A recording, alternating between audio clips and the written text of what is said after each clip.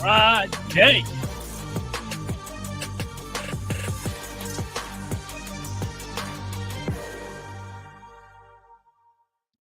Happy Friday, everybody, and welcome to College Football Kickoff Live. Thank you for making College Football Kickoff Live your lunchtime listen every single week. That is Kenton Gibbs of Locked On ACC and Locked On Wolfpack. That is Alex Dono of Locked On Canes. Drake Toll here from Locked On Big 12. Guys, boring weekend last weekend in college football. We didn't get much around the country that mattered to us headlines-wise. What we do get this weekend is a slew of top 25 games, big matchups across the board. We'll talk a lot of Deion. We'll talk Alabama, Ole Miss. But we started off, Donna, with, to me, maybe the biggest game of this week, Notre Dame and Ohio State.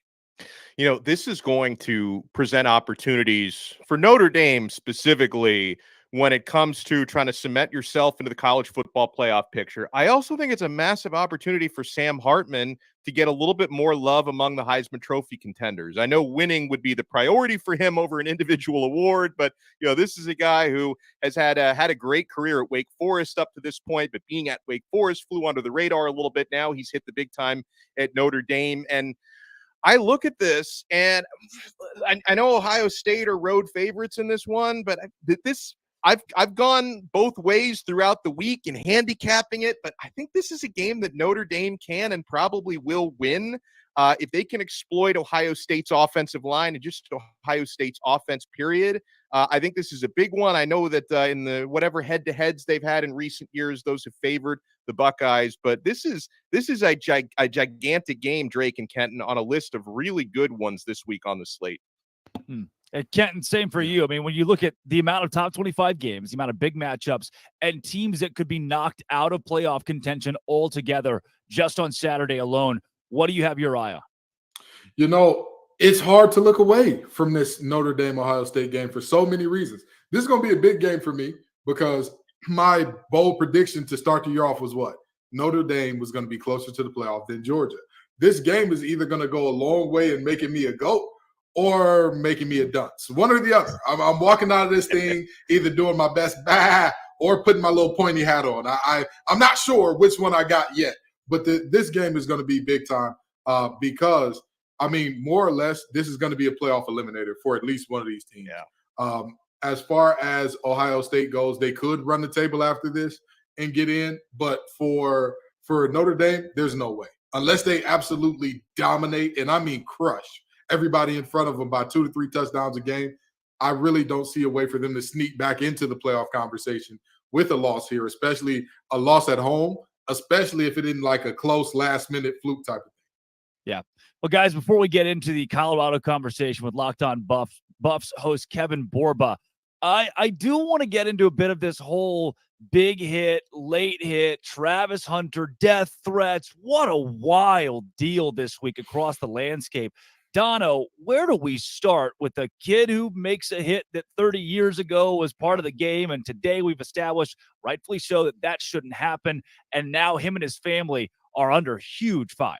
It's sad. And listen, obviously with not only the attention that's been on Colorado, but the attention on Travis Hunter, who's been, you know, a Heisman candidate and one of the best players in the country, that's only going to make the conversation louder, because had it been a different person getting hit and a different team, I don't think anyone is, you know, making death threat, which is just inexcusable. 100%.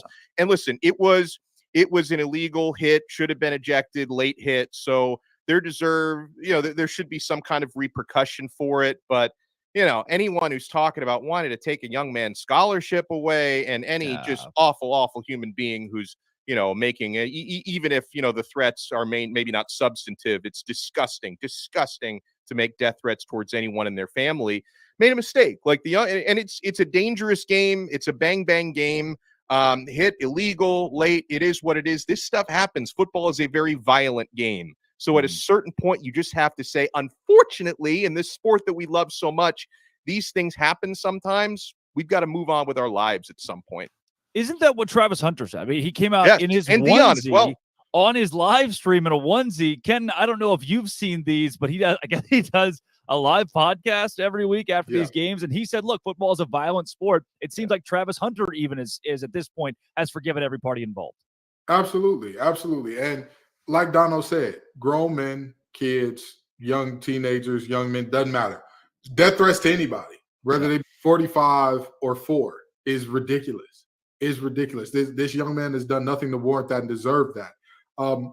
That is going too far. The scholarship thing is going too far. However, I do think that there needed to be a conversation about an ejection happening, because 100%. so many ejections for targeting over the years where guys were literally just playing football now, and there's an ejection. And here we have a case where the ball is clearly has already hit the ground. It is not catchable by any means, and you go and light a dude up. I think that there is a very good conversation to be had there about ejections, but all of this extra stuff beyond football, what are we doing? At the end of the day, this is a multi-billion-dollar game. Not going to deny that. This is a game that some of us have spent too many dollars and much too much time on FanDuel about. And toes. You know, and not just the folks who the bookie had to come to their door. Hey, pay up, buddy. Some of us have given up toes voluntarily for this thing. But it's a children's game at the end of it. Like, let's stop this. Your job isn't going to stop. Your bills aren't going to stop being due. Your car note, mortgage, rent is not going to stop being due because Blackburn didn't take the hit on Travis Hunter. So because he did, you shouldn't do anything to put all that stuff in jeopardy as well. Come on, knock it off. Grow up. I think what Kenton Gibbs is saying is touch grass. Kind of a really good way to just touch grass, guys. It's again a kid's game. Kenton, you hit it, and I want to know Kevin Borba's thoughts on this. He's got a big game this week. That's Locked On Buffs between Oregon and Colorado. We'll talk all of that as Kevin Borba joins the show.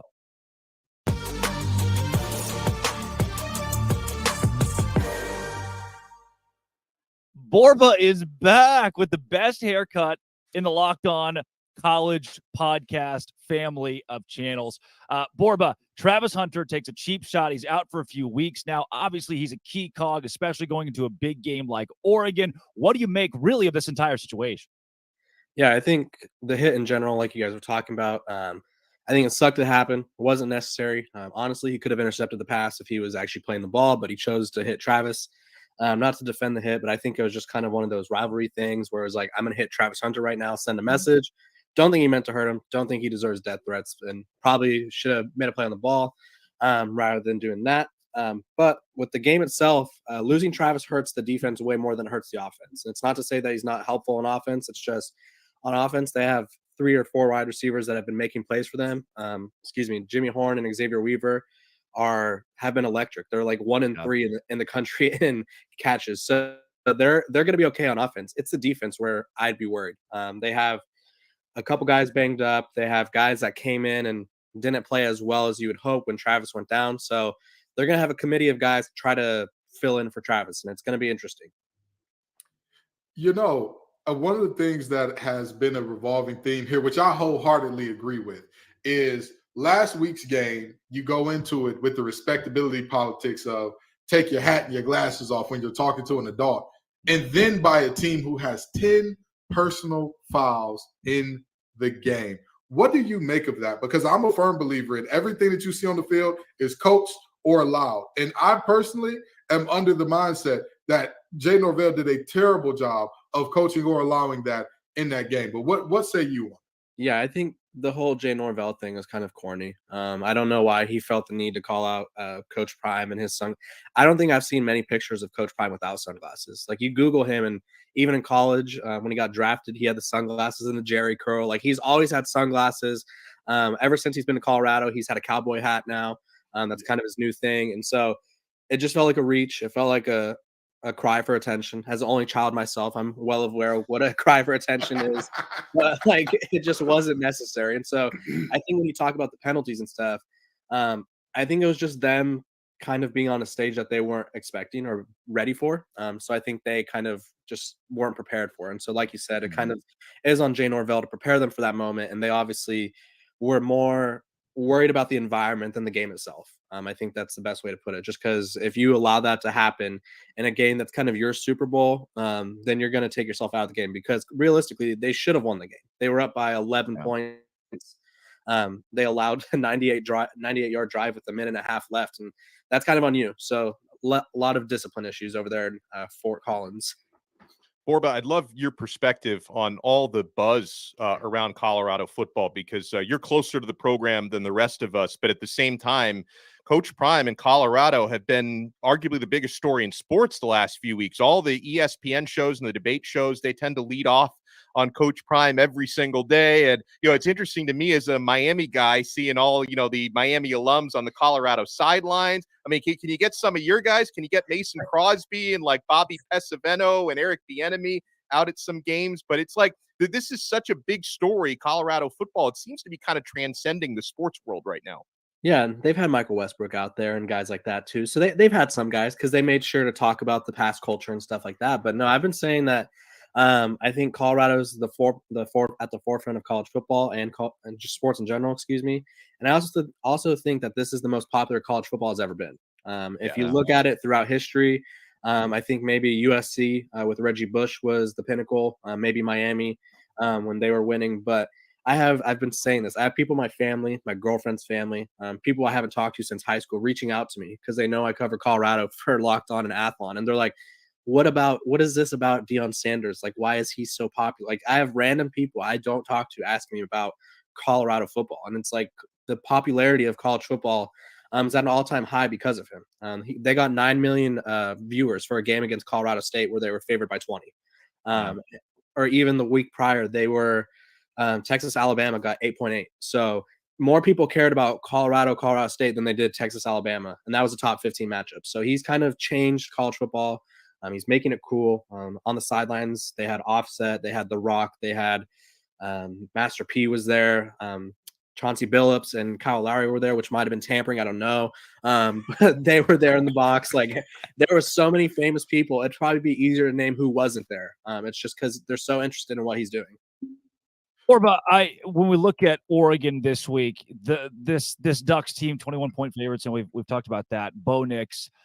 Is there a way? I mean, I told you there's no way TCU and Colorado is a game. I thought that this would be a blowout. The Horned Frogs would take it away in a landslide. And now this week, a lot of the talking heads are saying the same thing.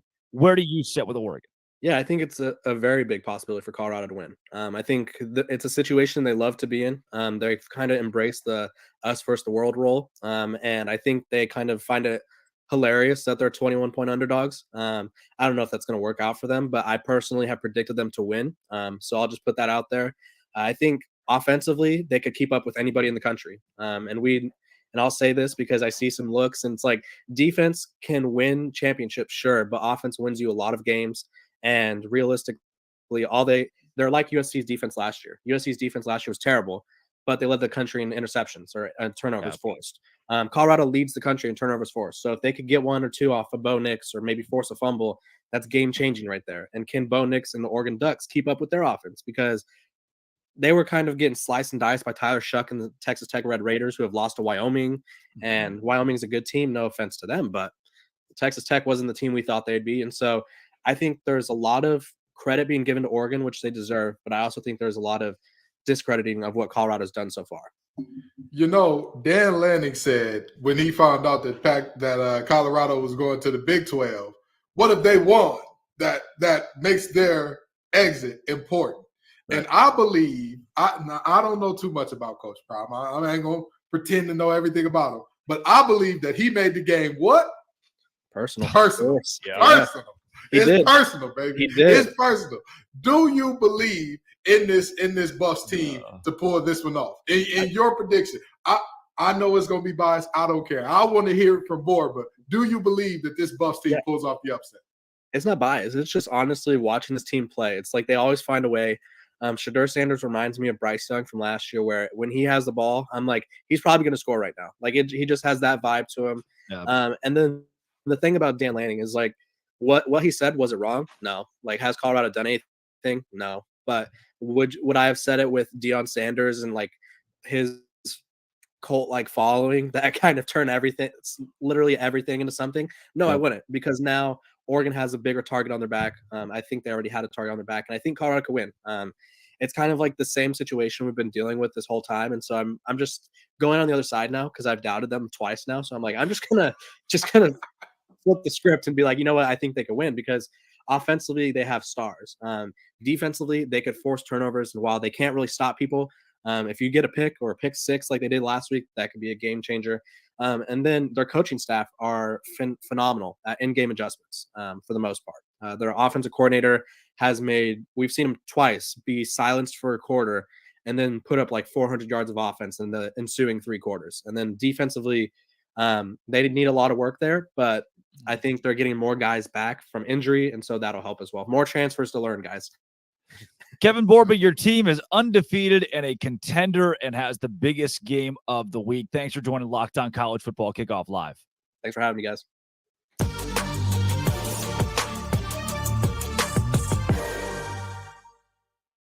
All right, fellas, let's take a trip around college football to our contenders for the college football playoff like we do every week. But first, Dono.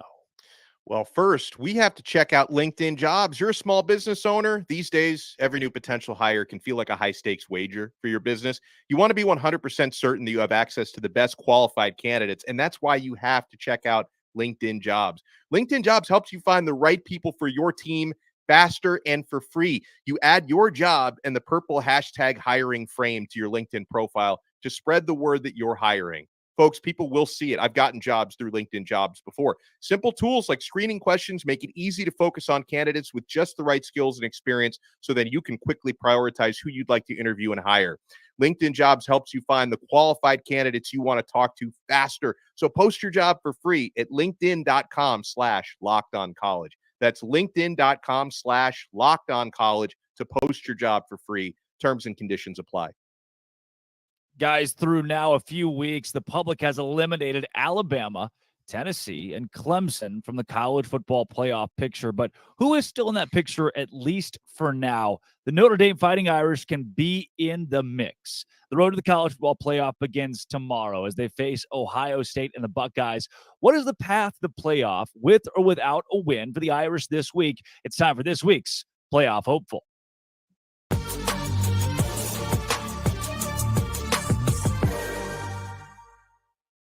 Woj joins Locked On College Football Kickoff Live. Our Woj, that is, Tyler Wojak of Locked On Irish.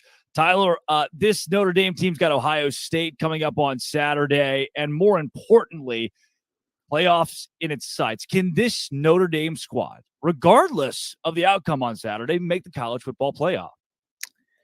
Well, their schedule does set them up to make the playoff, even if they do end up losing to Ohio State, because they still have USC just 3 weeks after that, who I fully expect will be a top 5 team at the time that that game is played. Not to mention Clemson later on in the year. I know that Clemson right now, stock isn't too high on them. But if they turn things around and Notre Dame goes 11-1 with a loss to Ohio State, then yeah, I think they're definitely capable of being a playoff team. And I haven't even mentioned the possibility that they beat Ohio State. And I think that's definitely a possibility as well.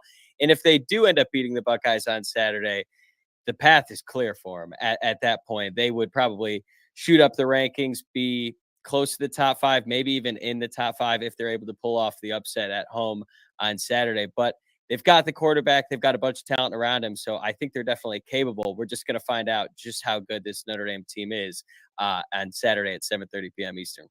Well, as you said, find out. That's your word here, because you've got the wins against Central Michigan, Tennessee State. Who cares?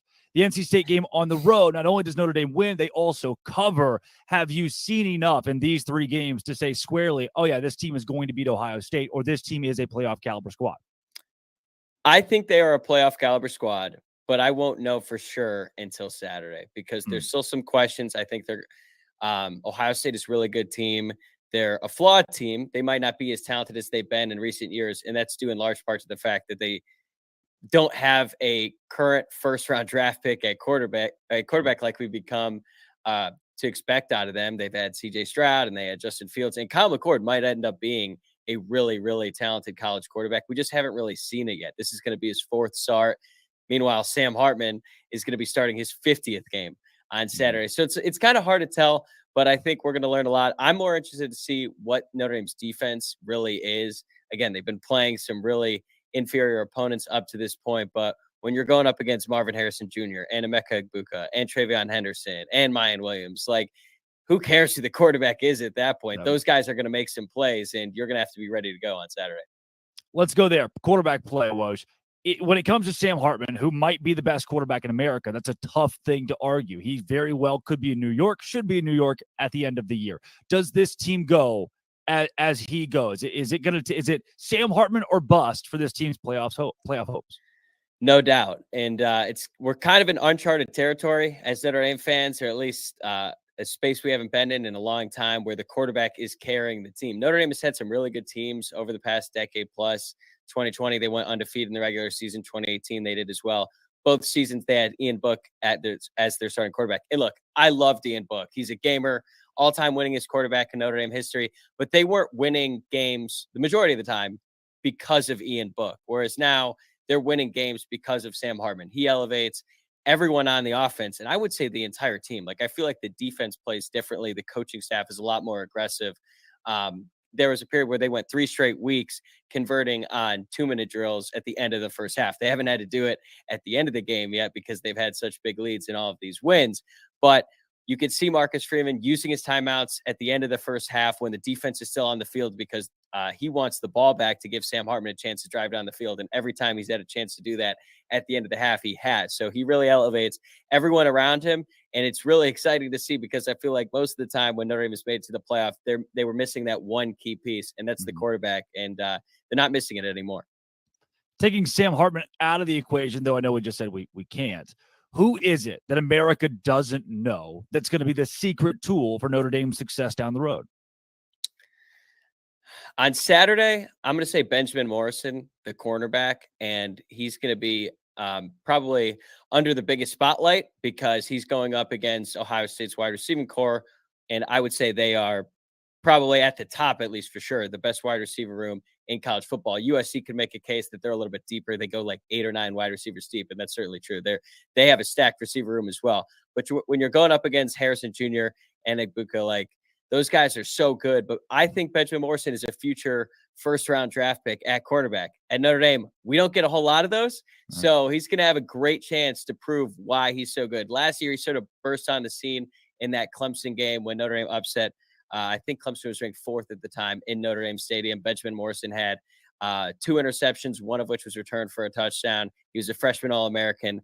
This year, a lot of expectations for him in the Notre Dame fan base, and now he's going to have to. He has the chance to prove it in front of the whole world on Saturday. Woj, thanks for joining the show today. Of course, man. Anytime.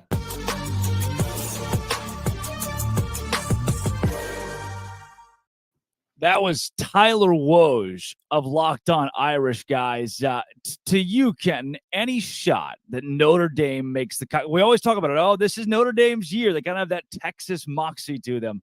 Do you think this is actually it? Absolutely. Absolutely. They don't just have a shot. There's a path. There's a very direct path for them. If you think about what they have going forward, I love the fact that we completely skipped over the fact that there's a Duke team that may be in the top 15 next week. That Notre Dame goes to Durham to play. They're going on the road to Wallace Wade Stadium, which I'm going to tell you, I was there firsthand for the Duke and Clemson game. That stadium, while it was a road game for Clemson, was not very loud. It was not very ruckus. It wasn't the type of environment that you think of. But tell me, Duke football wasn't a party?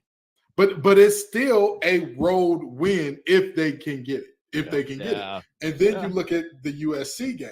You're looking at a USC team that could easily walk in top 2 or 3 in the country, undefeated, all the things that cannot play defense still. And so you're looking at a situation with Notre Dame where even if we count this game as a loss, you're saying that there's a path here. So if they win this game, I mean, they're all but a shoe-in at that point. But a loss here, I think that they'll be just fine. They just got to take care of what's in front of them. Dono, buy or sell Notre Dame? Buy, which as a Miami guy, pains me to say that because the history runs pretty deep there. And, as far as their path to the playoff, I agree with Kenton completely because not only does Notre Dame have the high-profile type of schedule where they could potentially be top 4 even if they lose one game, and if it's not Ohio State, who I think they will beat on Saturday, USC, you can take your pick on who they might lose to this year. They can still get in because they're also one of the most visible programs in the country when it comes to television exposure. That plays in Notre Dame's favor. And this game is a huge opportunity for them against Ohio State because even though, Notre Dame has had a couple of cameos in recent years in the college football playoff, they haven't had success the way Ohio State has. That's been in their DNA. They've been one of the more consistently successful teams in the CFP era. They've also consistently had first-round quarterbacks, and they maybe don't have one of those this year to the Buckeyes, but still, Notre Dame is kind of fighting against their DNA this week, but I think they have the quarterback because I'm taking Hartman over McCord. And I also think Notre Dame is going to have an advantage, like Kenton talked about, being in their home stadium. That's a tough road game. And McCord's first road trip against Indiana didn't go all that smoothly for him. No. So I think the Fighting Irish can pull it off. Obviously, matching up against Ohio State's just revolving door of future first-round wide receivers is going to be the most difficult matchup here. But I think they can put pressure against Ohio State's offensive line. I don't necessarily think this is going to be a beautiful, high-scoring type of game, but I think it's going to be a Notre Dame dub. 3-point underdogs at home. I think they cover and win. Let's take it from ACC adjacent to the actual ACC. What was thought to be a potential top 10 matchup this preseason is now a battle between number 4 Florida State and unranked, unknown Clemson. We kick to Brian Smith of Locked On Seminoles to preview this matchup. There are 3 prime reasons that Florida State should defeat Clemson. Number 1, quarterback experience.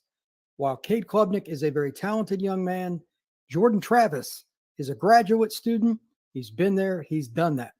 And don't forget about his legs. He can make a play in the clutch, even if a pass is not there. When it is available, Johnny Wilson, that's a really great option. He's averaging 20 yards of reception, and his 6'7" frame is very attractive. And, of course, there's Keon Coleman. LSU knows all too well about him. Finally, can Clemson protect Cade Klubnik? They've been giving up a lot of pressures, and while he's not been sacked a lot, if he's under duress from Jared Verse and the Noles, that's not going to bode well. Florida State overall just has more talent than Clemson. They have more experience, and I think they're up to the task. Florida State gets it done, 35-24 in Death Valley.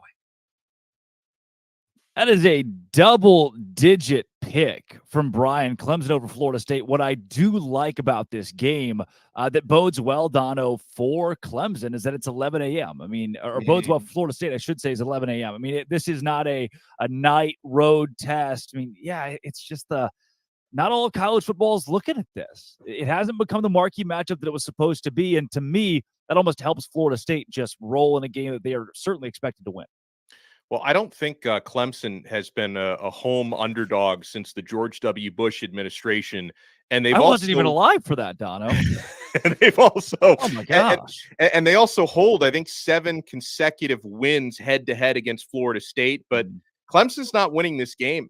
Florida State are the rightful road favorites here. I just don't see Clemson being able to score enough to hang with them. And I thought that Brian hit the nail on the head when he talked about the talent discrepancy. A couple years ago, you didn't think you'd be saying that, against Clemson with a talent discrepancy, but they haven't adapted to the transfer portal. Dabo hasn't the way that Mike Norvell clearly has. They've had a good mix at FSU of organic recruiting, but really just a boost when it comes to what they've done in the transfer portal. And, people may have reservations about Florida State. I like to buy low on teams because, yes, they labored to beat Boston College on the road last week. But a couple things on that, guys. When you've got Clemson the following weekend on the road, that BC game, it can be a look-ahead game, and it's also really tough to win at Boston College, especially for the annual red bandana game, which is what Florida State was going up against. So they survived their letdown game last week. This is not going to be a letdown game for Keon Coleman and for Johnny Wilson. And obviously something I'm looking for is Jordan Travis 100% healthy? Because he did get banged up and missed a couple of series with a shoulder last week. He's going to start, but is he limited in any way, shape, or form? We'll find out. But I think Florida State wins this game comfortably. Yeah, when I look at the Boston College game you mentioned, it seems like every big team has that one game on their schedule. Georgia, Missouri last year, where Georgia just escapes Columbia with a win against a middling Missouri team. Kenton, for you, when I look at this, I think, all right, yeah, Florida State wins for sure. They cover 2. Did they win by double digits, though? That's where I think I hang up. Yeah, I agree. The hang up is right there. I don't think that this Florida State team knows how to get it done that well. with all due respect, if What about the Brian LSU Kelly- game? Hold if on. Brian- here. and let me Yeah. finish that out now. If Brian Kelly did not piss down his leg in a way that I have never seen from a head coach that's getting paid millions of dollars, my brother in Christ, you have a receiver that is giving the fade signal back to back to back on your corner, and he's dunking on him. It's not like he's giving the fade ball and it's incompletion. He is completing these passes, and you stay in single high coverage for what reason, Mr. Kelly? Please, I elaborate. They're not running the ball well, and you say, it's okay. We need the extra body down there. We're not going too high. That just is too much like right. So with that being said, I think that their talent carries them most of the way. But honestly and truly, I think that Dabo is the better coach, and he finds a way to get this thing close. I'm not saying that they win this game. I don't think Clemson wins. But I think they find a way to keep this one close against a much more talented Florida State team that, you talk about the portal. All of their stars are darn near all of them, except I believe the backs are all out of the portal. Everybody. Yeah. And so that's, you talk about the future is now old man mentality. That's got to be how Norvell is looking at Dabo. Hey, buddy, you get with the times and you get rolled over, and they're going to get rolled over in this one. Well, Dabo will always appreciate your thoughts and prayers. He's going to need a couple of extra this week as Clemson takes on Florida State. Coming up next, we take you around the conferences, the power conferences in college football, as we talk all of the biggest games in a big weekend. But, Dono. Oh, I'm down for that task. Guys, FanDuel, we are having so much fun each and every week. You can snap into this NFL action with FanDuel, America's #1 sportsbook right now. New customers get $200 in bonus bets guaranteed when you place a $5 bet. That's $200 in bonus bets, win or lose. If you've been thinking about joining FanDuel, there's no better time to get in on that action. The app is so easy to use. There's a wide range of betting options, including spreads, player props, which are so much fun, over-unders, and so much more, and got a lot of good action this weekend. So visit FanDuel.com/lockedon and kick off the NFL season. FanDuel, official partner of the NFL. Well, guys, this is the week we've been waiting for. It is finally conference season and so many big games to kick that off. And ranked versus ranked as well. How do we keep up? We go around the country. In part one of our Conference Confidential, kicking us off, as always, is Craig Sheeman from Locked On Big Ten.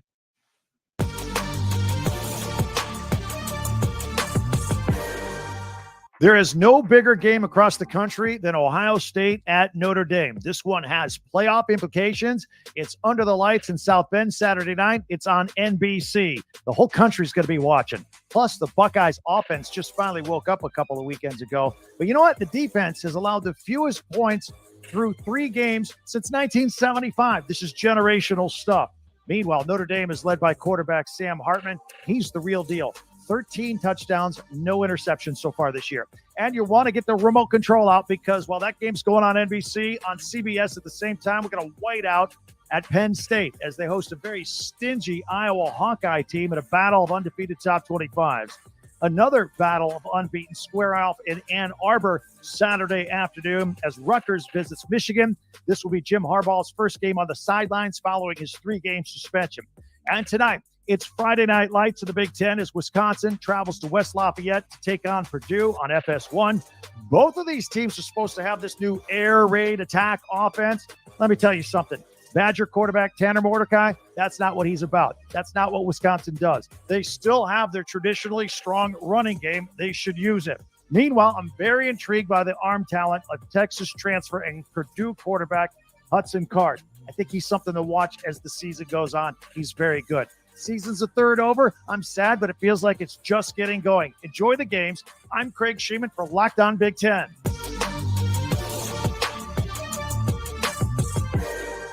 Week 4 in the Pac-12 is loaded with a trio of top 25 matchups, and Colorado is not the biggest one, though it certainly is an exciting one. Spencer McLaughlin here for Locked On Pac-12. Oregon State and Washington State are playing what some are dubbing the first ever Pac-2 championship game in Pullman this week, a battle of top 25 undefeated football teams to begin conference play, a tone setter really for both of them. Oregon State looking to solidify their case as a Pac-12 contender, Washington State looking to squarely put themselves into that discussion. And make no mistake about it, a win over Oregon State would do just that. The Beavers are a good football team, and the Cougs at home in front of what should be a rockin' Martin Stadium are going to do their best to get that win, go to 4-0, move up the rankings, and get their highest rankings since 2018 if they are moved up the way that they should be if they're able to win the football game. Colorado travels to Oregon. They're 21-point underdogs. Where have we seen that before? It always makes it interesting, and it always is with Coach Prime. UCLA also travels to Utah to take on the Utes. Looks like Cam Rising might play for the first time in 2023. But for Oregon State and Washington State, it's about which quarterback plays better, Cam Ward or DJ Uiagalelei. Both guys at their peak are really good quarterbacks who are productive and lead their offenses in a really, really solid fashion. But at their worst, they're guys who are completing a low percentage of passes and turning the football over, putting it in harm's way, and that can really stifle things offensively. I think Cam Ward has to play better than DJ Uiagalelei in this game for the Cougars to get the win, because I trust Oregon State's run game more than Washington State's. But this is a battle of two solid defenses who are going to be playing a game that feels like it's about more than just football, and that's because it is. 3 top 25 matchups, 6 games overall this week in the Pac-12 are going to be really, really fun to see how things shake out.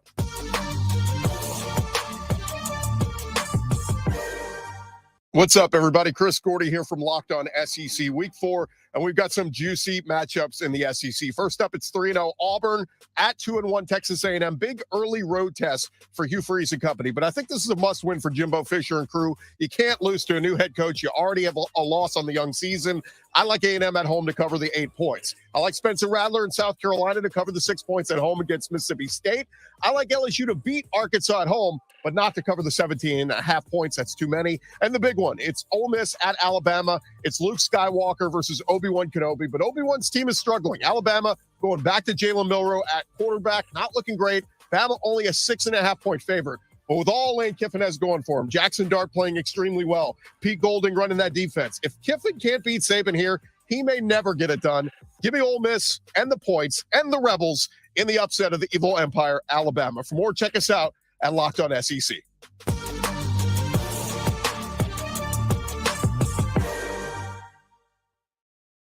Wow, Gordy wearing a Joe Burrow shirt with pride this week. Tell him what it is, Chris Gordy. Guys, plenty of huge games to talk about in college football, but I want to hone in on some individual programs now with our boom and bust this week. Kenton Gibbs, we will start with you. Who is your boom team as of Friday, September 22nd?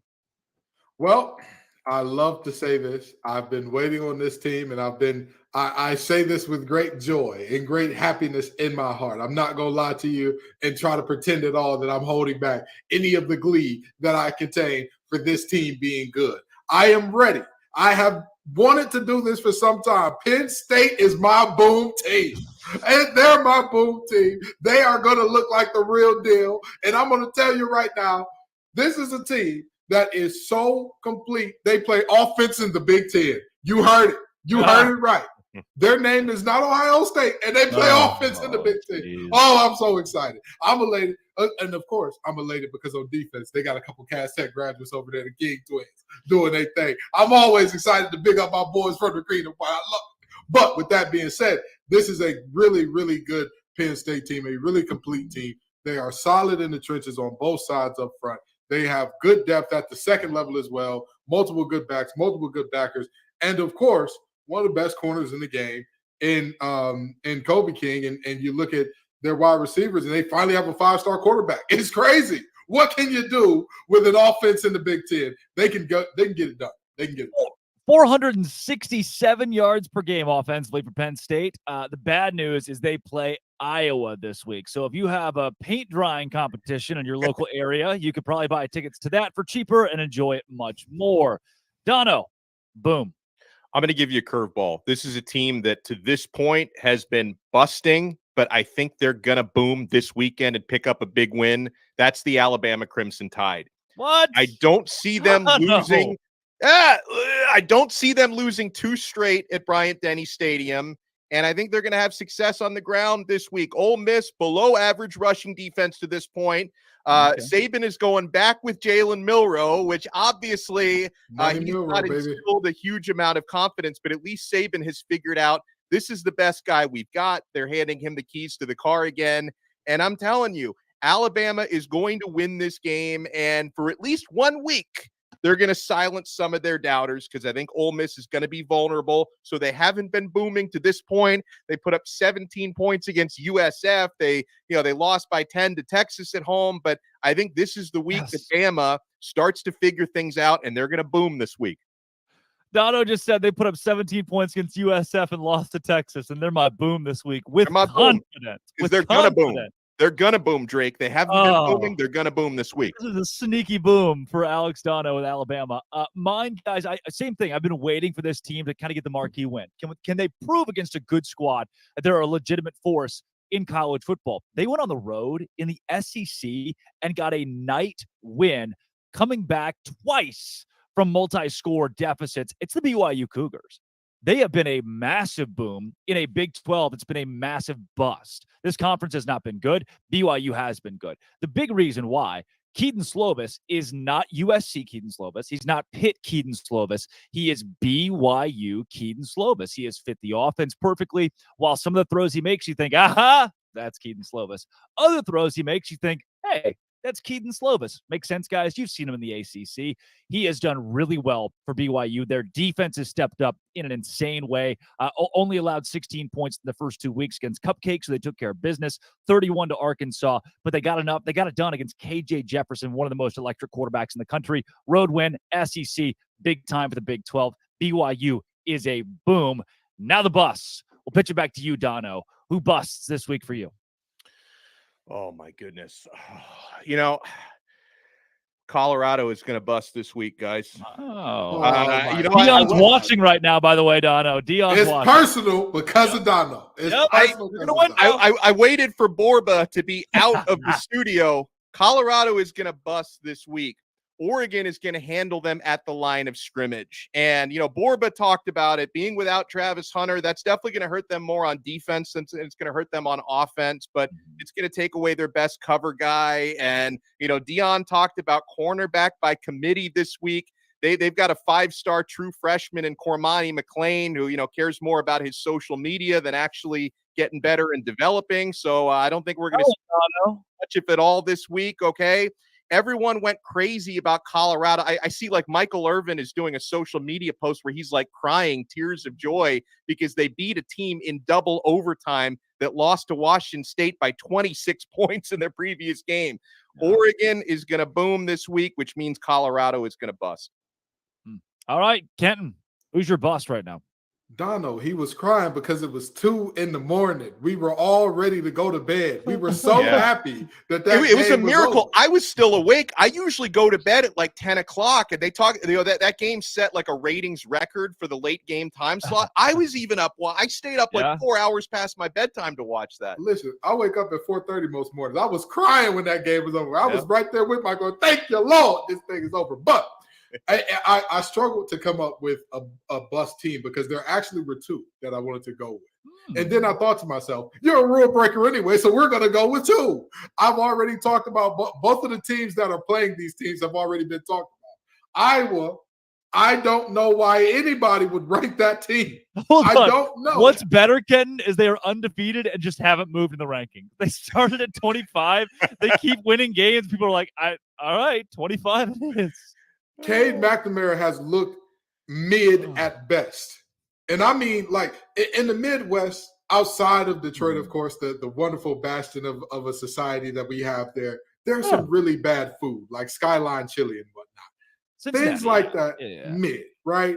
Okay. Iowa's offense, worse than that, which means Iowa as a team must be mid. But let's go over to a guy that I've talked about on some other shows, that I've talked about. In the words of Jay-Z, I don't believe you. You need more people. Mr. Bo Nix, I don't believe you, brother.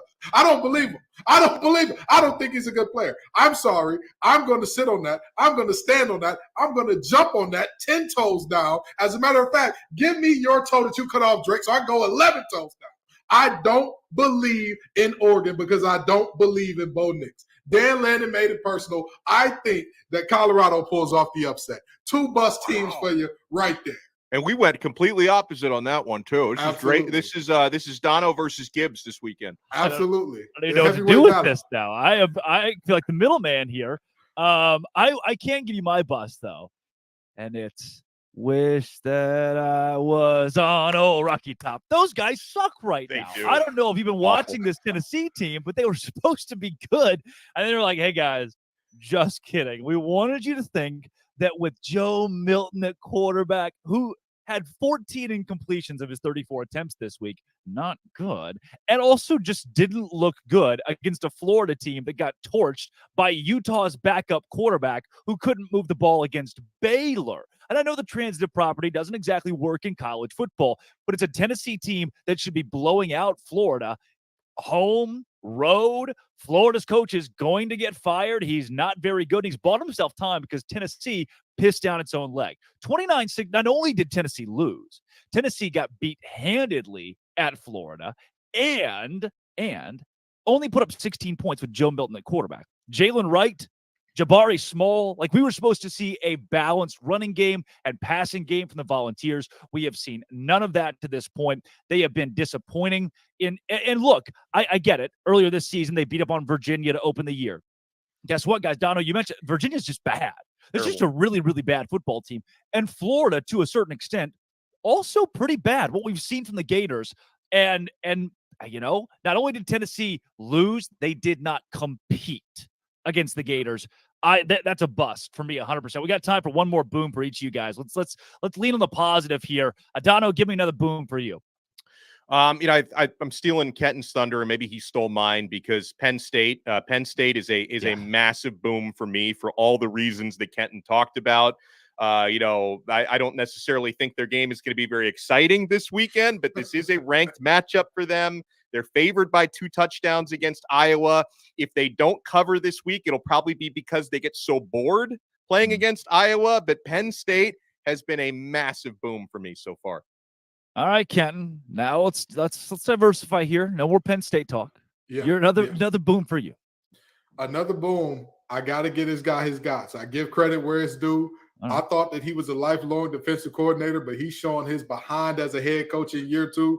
Brent Venables, come on down, baby. He is out there doing it at Oklahoma right now. And they're playing up. Whoa. This is boom, not bust. Yeah. You have Brent Venables as a boom? Yes. Listen, I know most people don't. I know beat Tulsa? I know most people don't want to believe me here.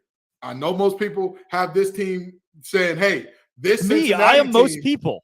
This Cincinnati team not only can, but will pull off the upset here. I think Brent Venables gets this one done. Now, I'm not going to make this my level 18 lock. Now, I ain't going that far. But I think that Brent Venables has this team playing inspired. He's now drawing up those exotic, crazy blitzes that you saw at Clemson again. That is giving offensive coordinators nightmares. And to think, if you can give an offensive coordinator in the Big 12 a nightmare, you got to be doing something special because that's a defense is optional type of conference. And yet that team has whooped the wheels off of pretty much everybody that's been in front of them so far this season. I've got to give them a boom because I think they get it done against Cincinnati. Okay, can I go with a bonus boom because I wasn't here last week? How many booms are we going to have here? I just need to give a bonus boom. This is not going to be because Miami beat Bethune-Cookman last week, but I wasn't here last week to talk about Miami's excellent showing, Tyler Van Dyke's excellent showing against Texas A&M.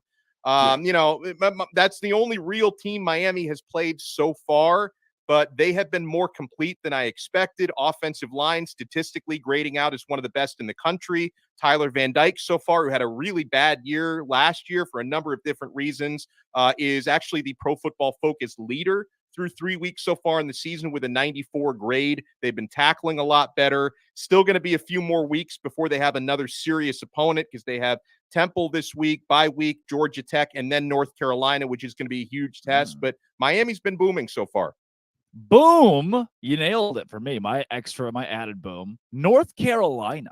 North Carolina has a chance to do something it has not done since I was born. The Tar Heels have not been 4-0 since 1997. I wasn't even a thought. And they got an opportunity to do it this week. We're not talking about UNC enough. Obviously, this is a team that has, in the last couple of years under Mac Brown, made some waves. Sure, they've struggled against App State, which everybody seems to do right as a Power 5 team. But we're not talking enough about top 20 North Carolina, who can make some noise in the ACC. Right now they are a boom to me, a sneaky secret boom that could end up in the top 10 here in a couple weeks if they're to win that game, Dono, against Miami. Oh, you guys hear that? That was my doorbell. My DoorDash is here, Dono. Well, I hope my DoorDash is going to be here soon, guys. Missing that syrup on your pancakes, or maybe you just ran out of your favorite coffee creamer? With DoorDash grocery delivery, you can get what you want right when you need it, folks. You've trusted DoorDash to deliver your restaurant favorites. Now you can get grocery delivery that actually delivers too. With thousands of grocery stores to choose from, you'll find the best in your neighborhood and boost your local economy with each and every order. And if you want even more value, you can save on all your grocery and restaurant favorites with a $0 delivery fee on all eligible orders with a Dash Pass membership. Get 50% off your first DoorDash order up to $20 value when you use code LOCKEDONCollege at checkout.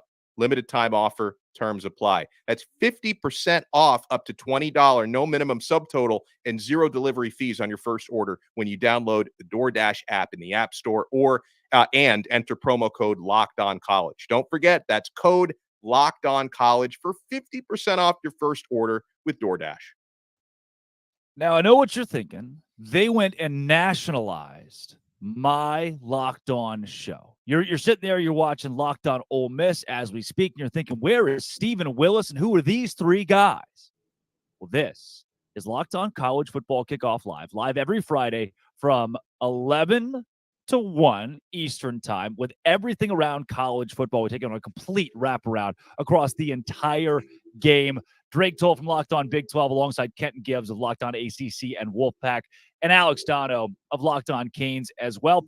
Guys, as we get closer and closer to this noon hour, it is time for Sell Me Why. Ain't nothing but a heartache or a mistake. Sell Me Why this week. Michigan, 23.5-point favorites in a conference game. The return of Jim Harbaugh against Rutgers. The Wolverines host the Scarlet Knights. Here's Isaiah Hole to sell you why the Wolverines will cover that massive spread. The spread for Michigan football in the homecoming game in week 4 to host Rutgers is Michigan favored by 24.5. Will Michigan beat the spread? This is Isaiah Hole from Locked On Wolverines, and I'm going to give you a reason why Michigan will beat the spread, and I have a couple here. The big one is Jim Harbaugh returns to the sidelines. Now, if you listen to any Michigan players throughout the week, they say it hasn't made much of a difference having the interim head coach as well. Jim Harbaugh's been away for the last 3 weeks. But has this looked like the same Michigan team? It really hasn't. On top of that, this is the biggest game so far of the season. I know it's Rutgers. But at the same time, we've seen Michigan kind of sputter out. We've seen the starters out from midway through the third quarter in each of the first 3 games. Now is going to be a time when you see Michigan put the pedal to the metal, cover the 24.5-point spread, according to FanDuel. Michigan has got this one in the bag, even though they have yet to cover the spread so far this year. Wow. Michigan has allowed 16 points combined in 3 games, but they're playing a Rutgers team that has allowed 30 points combined in a much stronger 3 games. Rutgers has double-digit wins against Northwestern, Temple, and Virginia Tech, all those games coming at home. This is their first road test. Kenton Gibbs, are you sold? I'm sold on Michigan covering this. Yeah, I honestly think the Fighting Greg Schianos haven't played anybody that's super quality so far this year. Well, neither is Michigan, Kenton. Yeah. I mean, I'll give you that. But if I'm looking at these teams, anybody who's listened to me talk on these shows before, I always tell people before week 4, we're all taking shots in the dark and guessing. And if I'm taking a shot in the dark and guessing, hey, based on what I've seen so far, the little bit of information I do have, filling around in the dark, doing my best Stevie Wonder impression, I think that we're for sure going to get Michigan covered. Yeah, not just a little visually challenged, not blind. You know, need a little help every now and then. But I think Michigan gets this done, and I think they cover. He sold me why. He sold me on this Dono? He didn't sell me, because if the way you end your statement is, even though they haven't covered a spread yet this year, that doesn't make me too confident in betting a spread this big. It's all about the margins here, Drake, because if it was Michigan minus 20.5 instead of 24, 24.5, I'd say, okay, they'll probably win it by 3 touchdowns. This one is too rich for my blood. Rutgers has run the football pretty well this year. They put up 254 rushing yards against Temple earlier this season. I know that's not Michigan, but all this to say, Michigan's going to win this game. I just don't think they win by that much. So I'm not sold. Yeah. It reminds me of like the Indiana-Ohio State game earlier this year, where it's, hey, really, really good team that should obviously win against another Big Ten team that plays good defense and has an offense that runs the ball. We slow the game down. It's just tough to win by 24 points in the Big Ten, especially when Michigan's offense has been methodical at times this season. Looking at, Bowling Green, UNLV, and ECU, they're averaging around 32 points per game. That is not a lot in your cupcake non-conference. You're supposed to be lighting things up with an offense like that at Michigan. So maybe this game does end 31-14. That's a cover. That's 24 points we're talking about here. I'm not sold on Michigan, although one of us, Kenton Gibbs, is. How about this one? Utah minus 4.5 and climbing. This one is soaring against UCLA. Utah opens Pac-12 play tomorrow by hosting the undefeated Bruins in Salt Lake. Here's JT Wistersill to sell you why the Utes are going to cover 4.5. The Utah Utes and UCLA Bruins face off in one of several top 25 matchups this week. So Utah is favored by 4.5 over UCLA. And if I was you guys, I would be all over taking Utah to win big in this one.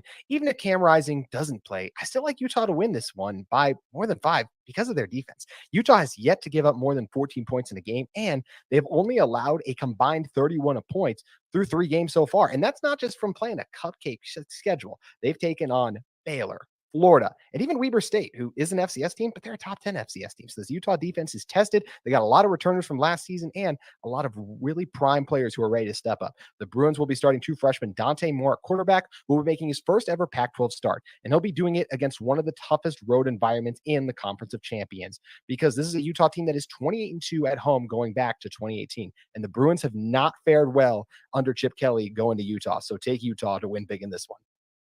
Wow. One host tells us his team never covers the spread. The other tells us 28-2 in the last 30 games in Salt Lake City. That is enough. I am sold. I think Utah is still the best team in the Pac-12 with consecutive championships until I see otherwise. Kenton, give me Utah in this game to cover. They're going back to back to back. This is not a Utah team to be trifled with or mess with. Mm-hmm. And for all the talk about Deion is personal, I think that Whittingham up there at Utah is doing the exact same thing, just in a much more quiet manner. This is a team that they're the Rodney Dangerfield of college football. They get no respect at all. And yet all they do is put on their best DJ Khaled impression and win, no matter what. So with all that being said, I think that Utah covers this one easily. Dono? Now I am sold. I think Utah covers. I will be interested to watch this game because this is where all the high school recruiting coverage comes in for me, because Dante Moore on the UCLA side, it's going to be a very big moment for him. His team is not going to win this game. They're not going to cover, but that's one of the more impressive high school quarterbacks I've watched in person in recent years. I think that kid's got the stuff. I don't think this Saturday is going to be his time. I think his time's going to come a little later.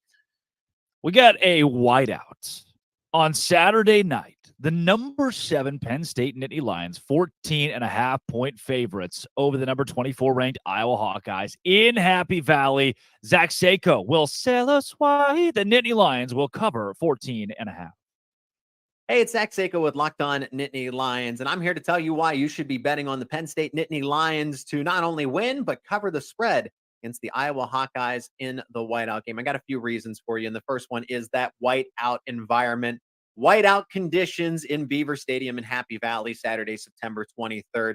When you have a whiteout game for Penn State, it's already a 7-point, 10-point advantage in favor of the Nittany Lions, so you give them an automatic 10 points to start when it is the whiteout game when it comes to the spread. And we know that this one is 14 against the Hawkeyes. The second reason here is revenge.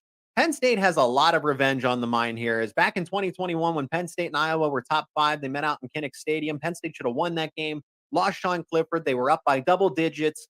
The injury to Sean Clifford just derailed everything.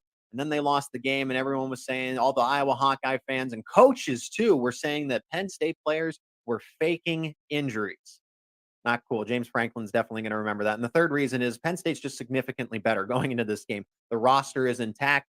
Iowa Hawkeyes are facing some injury concerns. They're going to be without their leading wide receiver and Luke Lachey. He's also their number 1 tight end. They're going to be missing their 2 running backs, their first and second string running back. They got to go down to 3rd on the depth chart, and a defense that is going to be feisty. They're going to blitz a Cade McNamara, who's not very mobile. Those are my 3 main reasons why Penn State gets it done. They win, they cover the 14, and it's going to be a fun whiteout, at least for Penn State fans. Anyway, subscribe to Locked On Nittany Lions for more Penn State football content.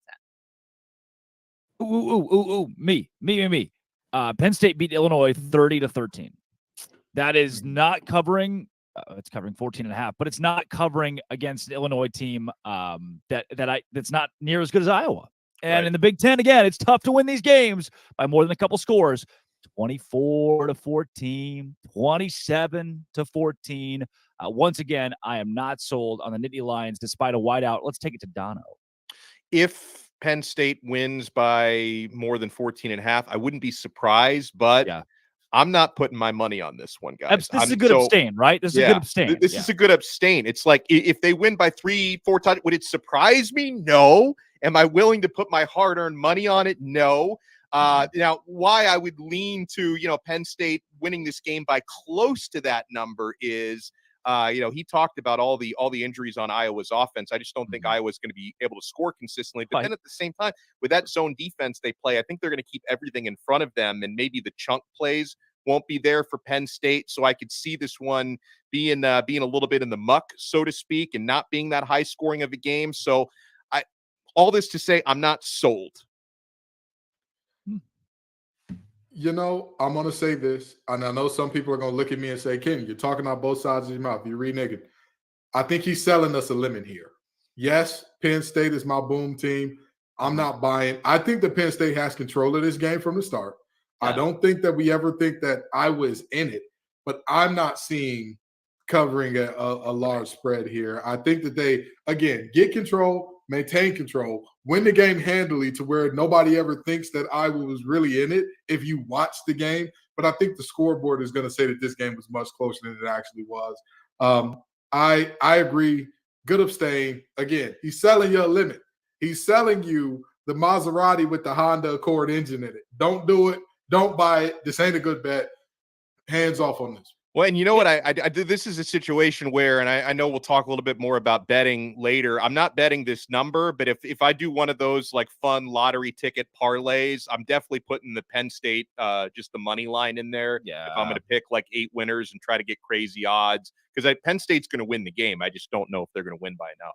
Right. Well, you think about this again, Big Ten. This is a Penn State's in control 24-7 late in the fourth quarter. Iowa puts up a garbage time touchdown, and the score looks much closer than the way Penn State actually dominates, or even, again, 27-14 is not a cover in this scenario. That's why I can't be sold. I can be sold, though, on Ole Miss to at least give Alabama a run for its money, and whoever runs out at quarterback for the Crimson Tide.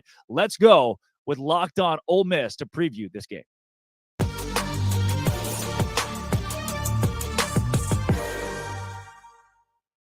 Stephen Willis, welcome to Locked On College Football Kickoff Live. Ole Miss, Alabama. Ole Miss about a score underdog in this game against a Bama team that has been, they are middling themselves the last few weeks. What do you make of this matchup? Can the Rebels win?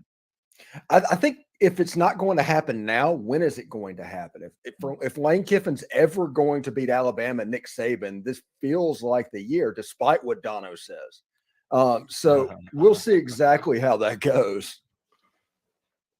Now, tell me this, Stephen.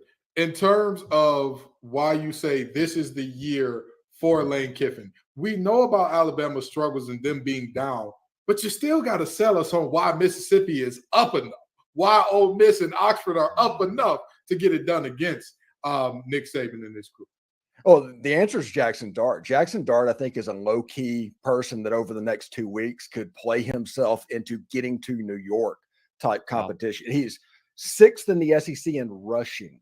He is putting the team on his shoulders and winning games. He's the reason they came back against Tulane and just kind of boat raced them in the fourth quarter. It was his job on the offense. Now, if you look at this also, Ole Miss has not had a tight end. They've been without Trey Harris, their number one option at wide receiver, and Zachary Franklin hasn't played a down. So without 3 of Ole Miss's key weapons, Ole Miss's scoring offense is sitting 4th in the country right now, and total offense is in the top 10. So if you only just assume that this offense is going to get a little bit better, there's a chance for this offense to do really, really special things. Now, against Alabama, it's going to be difficult. I was just messing with Dono and everything, talking about them being a boom team, but nobody would be surprised if a team full of 4- and 5-star players played like a team full of 4- and 5-star players. Yeah, that could happen any moment. Yeah, and even though I did predict a Bama bounce back performance, at the same time, there are few things in life I enjoy more than watching Nick Saban lose. It's just there's something special about that. So my heart is certainly with Ole Miss this weekend. But with that said, you mentioned going up against a team full of 4- and 5-star talents. Alabama clearly has weaknesses. We've seen those already exposed this year. But what if Alabama's strengths do you worry about most? Where do you see the toughest matchups? This is absolutely weird, but I'm worried about Jalen Milroe and the deep ball because if Ole Miss gives up explosive plays and Alabama can get this game into the 30s, Alabama's probably going to win this football game. If it's under 30, I think Ole Miss has the offense to pull this out in the end. Either way, it's going to be a coin flip type of game. It's going to be a 50-50 proposition up to that point. Ole Miss has given up explosive against Mercer, against Tulane, and they gave them up against Georgia Tech. If they give them up against Alabama, Ole Miss might lose this game. But if they can shore it up on the back end of the defense, and Pete Golding is returning to Alabama, Lane Kiffin wants to beat Lane Kiffin more than any other coach that he's ever gone against, so much that he's like quoting Taylor Swift lyrics to troll Alabama this week. It is a bizarre dynamic, but I think you're going to get the best of the Ole Miss football team. And Jackson Dart, low key last year, Dallas Turner, they had that horrible face mask against him. He pushed his head in the ground. All of that stuff that actually got photographed and remembered. As soon as the Georgia Tech game was over, the first thing that Jackson Dart was talking about was playing Alabama. Wow. So that's something we should keep an eye on as well. Yeah, Steven, the fact you already said that you're afraid of Milroe is not what I had on my bingo card here. The kid that can't throw a slant, who can lob a ball 50 yards on the money, certainly brings an interesting dynamic into this game as he starts again for Bama. Do you think, Steven, though, this Ole Miss team, with a win on Saturday, then wins the SEC West that feels so wide open? I think they have a good shot. This is what I call a program game. And it doesn't necessarily matter that it's Alabama or they're down or anything like that. This is a game that it's time for Ole Miss to win this game. It's time for them to turn that corner. When coaches always talk about, hey, we are close to turning the corner. We are about to turn the corner. This is a corner game. So for Lane Kiffin and the Ole Miss Rebels to start being taken seriously and relevant on the national scheme and in the SEC conversation, Ole Miss has to win this game Saturday. Now, Steven, you've had me on your show. We've talked Ole Miss and the explosives. We've talked Lane Kiffin and all the things. We've talked Lane Kiffin and how his name is always it used to be SEO fodder before Coach Prime came along. But I want to ask you one question before we get you out of here. Do you have your popcorn ready, brother? Oh, I am absolutely fired up about this. And Lane Kiffin's been in rare form this week, by the way. It's been very low key because whenever Lane's talking, he's been talking about how Alabama is the best football team that's existed in the last 15 years. And Bryant-Denny is the toughest place to play. And I think he said one of our players would be recruited by Alabama and all of that. But behind the scenes on Twitter, like I said, he's tweeting castles crumbling at Alabama. He's tweeting the score of the USF game at Alabama football. He is in rare form that way. And I think it's going to be really fun. And I do want to say this about Coach Prime. I do appreciate Deion coming into college football because Lane Kiffin was the coach that was rumored for every job that came open for years until Deion Sanders came into the league. And now Deion Sanders is coming up for everything. That's the first name that pops up. And I'm appreciative for the year off. Oh, I love it. SEO, man. Stephen Willis, you got to find a way to mix Deion in with Ole Miss and throw out a YouTube video somewhere in there. It's a great thing. Stephen, thanks for joining the show this week and selling us on this Ole Miss Alabama game. No problem, guys. Great show.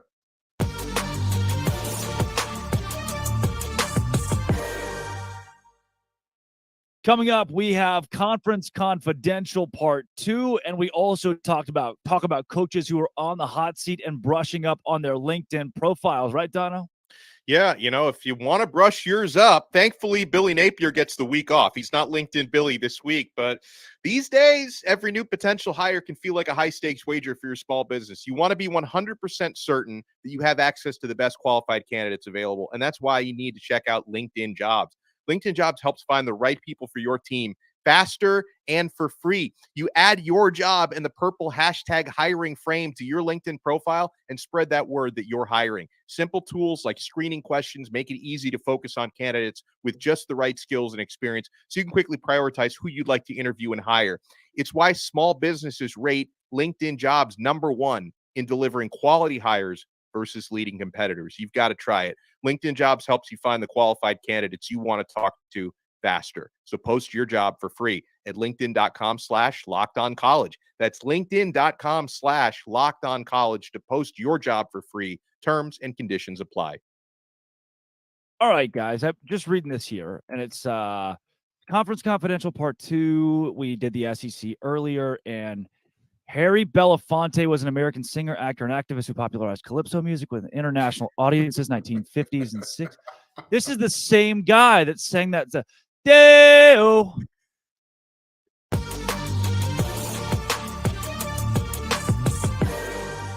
Deo.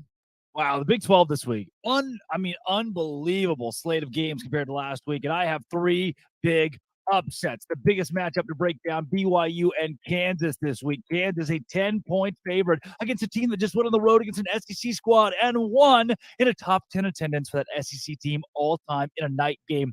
BYU, the hot hand. Why would I not ride it? The Cougars get it done. An upset in Lawrence, Kansas. There's another big upset coming to town. It's the game that none of you will want to watch. I don't want to watch it. Which team wants to lose more? That's the one that will. Iowa State, Oklahoma State, 2 very bad football teams.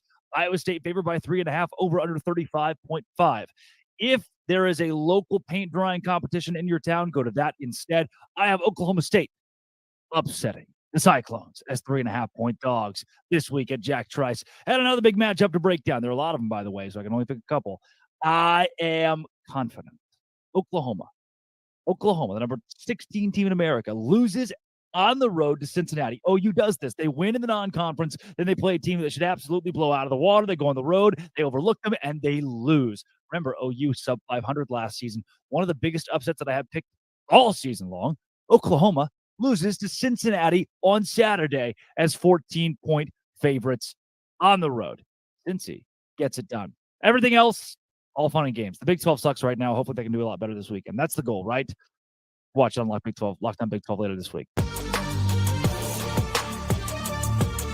Dave Schultz with your Week 4 Sun Belt Conference preview. Big ball game, Marshall hosting Virginia Tech. Good for Virginia Tech going into Huntington. Ball game is sold out, and it is on ESPN2 this weekend.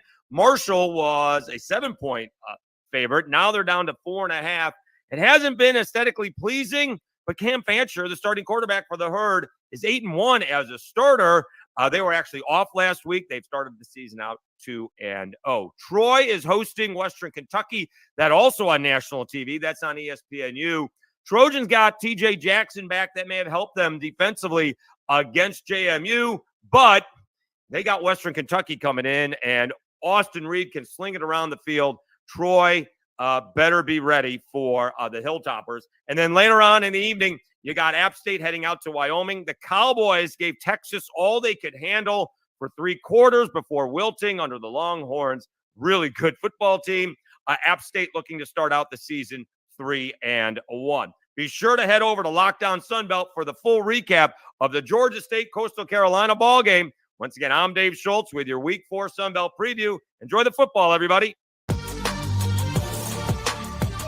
I'm Darian Gray, a.k.a. the Mouth of the South, and host of Locked On HBCU, and conference play begins for the SWAC this week.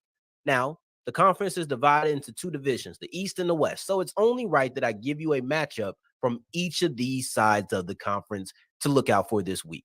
And they're very important. You have Prairie View versus Alcorn State. And to me, this is a matchup that on the West side will really decide, hey, who's going to be the team that comes out of this and plays in a championship game? It might not be either one of those teams at the end of the year, but with the way the West looks, this is the type of matchup that will be heavily impactful in potential tiebreakers, which is something that it really did come down to in 2022. Now, meanwhile, on the East side, you're looking at FAMU, who this is their division to lose. FAMU looks like the top dog, not only in the East, but really in the whole conference, and maybe the best HBCU on the FCS level. But they are going against one of the teams that I would consider legitimate competition, and that's Alabama State. Now, the Hornets don't have a great offense, but they do have an elite level defense, and an elite level defense can keep you in any game. If FAMU wants to really distance themselves and feel a little bit more comfort going throughout the rest of the season, and I know it's early, but if they want to feel that comfort, they need to defeat Alabama State.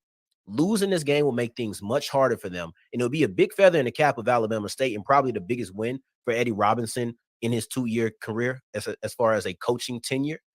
But I got FAMU coming out of this. Now, as far as Alcorn versus Prairie View, that's anybody's game. It's still early, and both of those teams have some big question marks, and this game will be one of the times when we have those questions answered.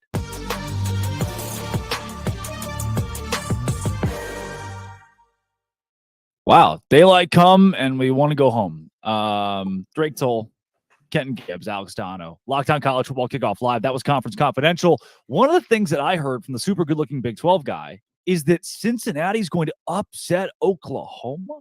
And as we talk about our prove-it week teams, guys, to me, this is a prove-it week for Oklahoma. Can they prove that in week 3, week 4, coming into conference play, that they can beat a team they're supposed to? Because we all know the Kansas State losses they've had the last couple of years. They had a 6-7 season last year. This OU team, Brent Venables, they need to prove me something, even as 14.5-point favorites at Cincinnati, the same team that lost Miami of Ohio but won on the road against Pitt. Cincy, Oklahoma is a game that I have my eye on, and I do think Cincinnati pulls that one out. Who needs to prove something to you this week, Kenton Gibbs? I mean, I agree 1,000% with you, and I hate to piggyback off you, but number one, I've got some inside sources that tell me that the Big 12 guy, he's wearing a toupee. The hair really is. You know, I heard this was three ball guys. He hasn't gotten a haircut in weeks. It looks the exact same every time, and I don't understand it. I'm just telling you, it's fake. It don't grow, baby. It don't come out his head. That's why. But that's neither here nor there. That's neither here nor there. What we do need to talk about is I 1,000% agree. I just beat the table and said that the Sooners were one of my boom teams. Well, Boomer Sooner, time to show up, baby. Time to do your thing, because if they don't show up in this game, if they win this game by even a field goal, now there are questions. Now there's, are you this good? Because we saw you struggling against SMU. SMU now is technically a Power 5 team, thanks to some finagling and some haggling with the ACC and all that good stuff, thanks to some money that we don't know where it came from, but they raised a couple $100 million over. I wish I could raise a couple $100 million that quick. Just give me $8 million. Just give me $8 million. I'll be all right. But in all seriousness, Oklahoma has to prove something to the nation. And honestly, they got to prove something to themselves, because everybody said Lincoln Riley left and he took all the music with him. That was the day the music died, friends. Well, guess what? It's time to prove to us that the band is still playing down there in Norman. Dono, prove it to me. I'm going to go a little farther off the beaten path, because so many of these teams in big Georgia games State talked about it. Not quite. But I'm going to go with North Carolina. They are heavily favored in a tough place to play. They're on the road at Pittsburgh, and I know Pittsburgh is off to a worse start than anyone expected at 1-2 on the year. But North Carolina, to me, at number 17 in the country, undefeated. Covering a 7.5-point line, it's not going to be a cakewalk for them, favored over a touchdown up there in Pittsburgh. And, they have to show us that they can play consistently well if they're going to try to climb inside that top 15 after this week. And, they had a little bit of a rocky game against Appalachian State. As Drake mentioned, they give every Power 5 every year trouble, but some people were a little bit down on North Carolina after that. I think they have an opportunity if they can win comfortably on the road against Pittsburgh, because any ACC fan knows that's not an easy place to win. North Carolina can really prove us that they belong in the top 15 this week. Guys, one of the teams that I still think needs to prove it, and I'm sure you won't disagree, that'd be the Georgia Bulldogs.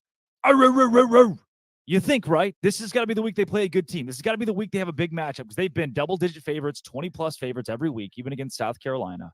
And they struggle against the Gamecocks. They obviously beat the brakes off of Ball State and UT Martin. And this week, they get the mighty UAB Blazers. That's that SEC schedule for you. Georgia has not played a prove-it game yet. And at this point, what do you need to see, Kenton, from the Bulldogs moving forward? Because they get Auburn in a couple weeks, Kentucky, Vanderbilt. I mean, this schedule up and down is one of the easiest in the country, especially for an SEC squad. Well, in the words of a light-skinned young man with cornrows from Canada, I need to see domination, badness, combination. I need to see all of those things from Georgia. I need to see nobody come close. I talked about this with Notre Dame in terms of if they lost to Ohio State this week, if they went forward and dominated, they'd be just fine. With Georgia, you're looking for a team that has to dominate. They cannot have Georgia's prove it is not one game. They have an entire season. They've got to prove it every single week, because all of the teams that we thought were going to be good on their schedule. Joe Milton, Bazooka Joe. It is a bazooka, but guess what? Bazookas have a large explosion radius, meaning you don't have to hit your target directly. Just get in the area. And unfortunately, close don't count in football. So, yeah, Bazooka Joe is a very fitting nickname there. But in all seriousness, this Georgia team has to show up and show out every single week. They can't take a week off and all of a sudden UAB sneak up on them and surprise them, because let's just say that was to happen, right? Mm-hmm. Let's just say that is to happen. They lose to maybe one or two of these teams that are, mid at best. Do they get into the playoffs? We haven't seen a two-loss team get in the playoff yet. So why would Georgia be the exception? No. So Dono, let's go through the next couple of games for them. So UAB, obviously a win. At Auburn, they'll be double-digit favorites. They'll win that game. Kentucky at home, double-digit favorites. They win that game. Vanderbilt on the road, double-digit favorites. Not till you get to that game against Florida do they really get what some would call a test. Florida got jacked by Utah. Then Missouri at home, double-digit favorites. Then Ole Miss at home. That's when things might get interesting. You already mentioned how Tennessee and the end of the year with Georgia Tech are both games that are disappointments. There is maybe one game on that schedule where Georgia's not favored by multiple scores. Dono, I just don't. This schedule's not preparing them for this schedule should not keep them from Atlanta, and it certainly shouldn't keep them out of the college football playoff. This is Bush League. Yeah, I mean, Georgia's been so bored. I don't know why their players are always in a hurry to get everywhere. They're racking up all these speeding tickets. I think that's the big thing. They have to show us they can honor the speeding limits. No, Dono, no. Georgia, they haven't been challenged to this point. We don't know if Carson Beck is a big-time quarterback yet. There's so much we need to see from this team. This man said the Athens Police Department is the only team that can beat Georgia at this point. So far, only one can stop them. Only one thing can stop the dogs. That's the law enforcement. Oh, yeah, I think, Dono, you hit the nail on the head with Carson Beck. It's like, do we buy or sell on him? It's too early to tell for that guy. They took care of business against UT Martin and against Ball State, but South Carolina, they really struggled in that game to the point where there was a spot after halftime, actually, where South Carolina had a 62% chance to win that game. I mean, they were not just squarely in it. They were in control for a portion of the game against Georgia between the hedges. And now, again, they don't get tested against UAB. They might not really get tested the rest of this season, depending on how good Ole Miss looks down the stretch. Maybe Tennessee can put it back together. But to me, I look at Georgia and I see a team that I think, all right, I mean, yeah, they're not as good as they were last year or 2 years ago, but they could walk to a college football playoff appearance with how down. I mean, we talk about how down the Big 12 is. Guys, give me one dominant team in the SEC. Can anybody tell me but at the same time, give me the dominant force in college football. We are missing a big dog for the first few weeks. We are missing the team you go, shoot, they've proven it so far, and they look legit week in and week out. Florida State could have been that, and then that Boston College game. Maybe Texas could be that, but they were almost tied with Wyoming in the second half. I'm waiting for the team that says, all right, we're them, and I don't see it yet. Kenton, Dono, do you disagree with that? Have we seen somebody rise above the crop here? I mean, with all due respect, and I know that people are going to look at me crazy when I say this because they haven't played anybody so far, but you can only play who's in front of you. Yeah, the boys with that big block M on their helmet have looked like gods amongst men. They have destroyed everybody who has defensively especially, yeah, for sure. I mean, defensively, offensively, nobody has come close. And I think that that's the most interesting thing about it, because we all know Harbaugh's not a defensive coach. Like, as much as you think of his teams as physical in the trenches, that's where they're going to win the game. He was a quarterback. He is an offensive mind that doesn't get the credit because his offensive mind works in a way that he draws up a trap and an ISO that look exactly alike and are going to get your 3 technique way up the field in order to make that thing work. It's hard to get so deep in the X and O's on you. I have no idea what any of that means. Yeah. Don't worry about it. You ain't the only person. But the reality is very simple. I think Michigan getting Harbaugh back is much bigger than most people think it is. And I think that team is the bullies on the block this year. It's just that they haven't won a chip yet, so people can't give them the credit. And they haven't played anybody and it goes back to my point. I do believe Michigan is a college football playoff caliber team. They beat Ohio State this year. They probably run the gauntlet in the Big Ten. But to this point, they haven't played anyone. Who is a team that has played somebody and won a big game and then has just dominated and taken care of business? Again, I think Florida State's a team you make the case for until the Boston College debacle. So, I mean, give me one team, and maybe it's like a Miami who's kind of hidden down there still that has beat Texas A&M, beaten a Power 5 squad. Dono, I don't know yet who is going to be. Like, if I had to pick a national champion today, maybe Michigan today. Yeah, I think today it might have to be. But again, what have they shown me this season against legitimate competition? They will. They haven't yet.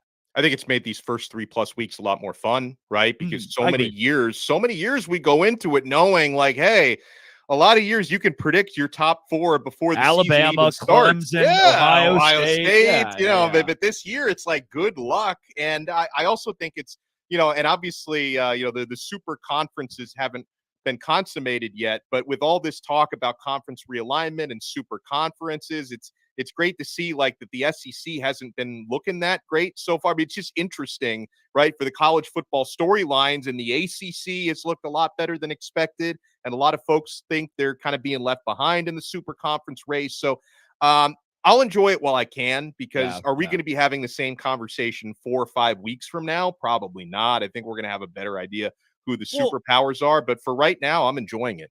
What if we see a Florida State, Penn State, Utah, and Texas college football playoff? All 4 of those teams are squarely in the conversation right now and have the schedules to do it. If Georgia slips against 2 teams, they already have a bad schedule. They're out. Bama already, it looks not good. I don't see anybody in the West going to the college football playoff. Georgia's the only playoff team in the SEC right now.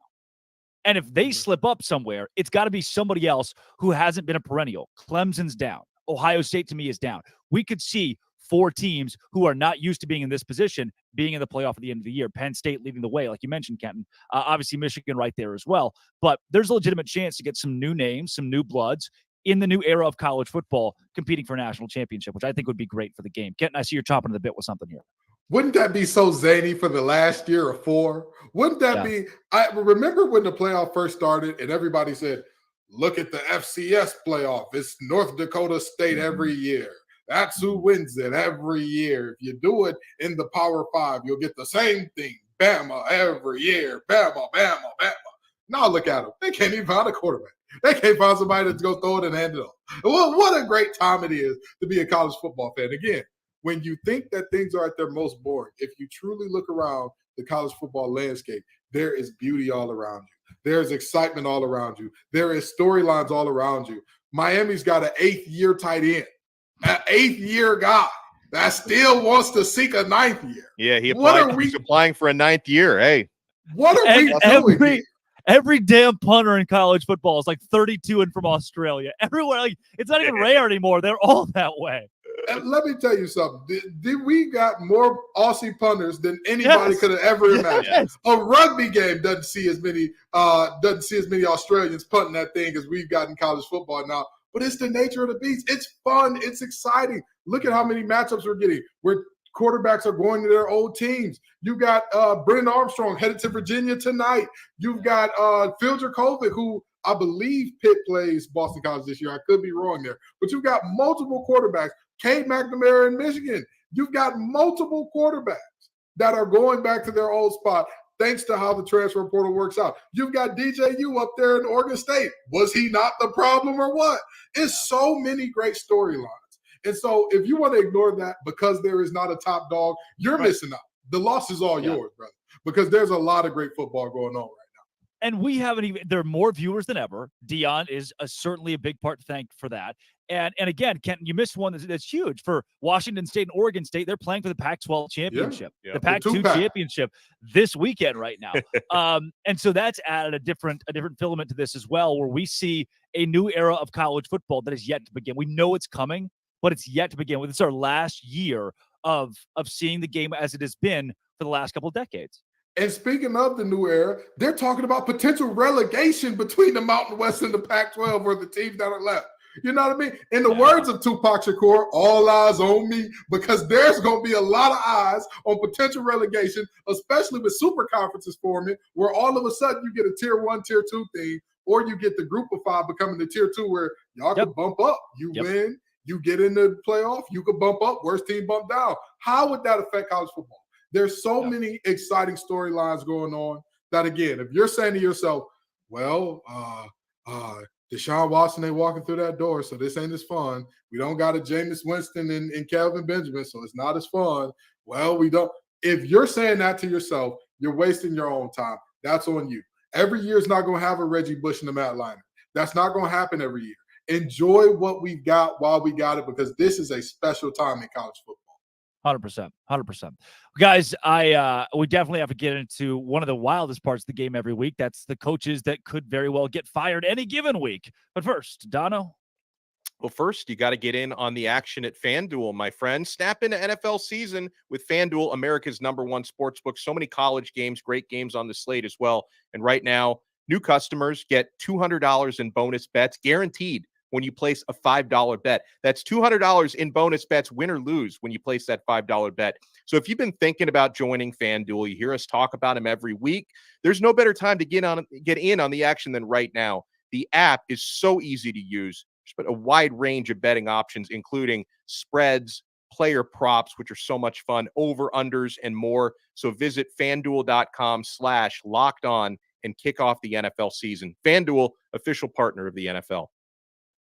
Guys, who needs to update that LinkedIn this week? Because I'm looking over at Oklahoma State and Mike Gundy, who just lost 33-7 to South Alabama. And a reporter said, Mike, how did your 3 quarterbacks, he's been rotating 3 quarterbacks. They said, how did your 3 quarterbacks, how did they grade this week? And Mike said, they were all pretty good.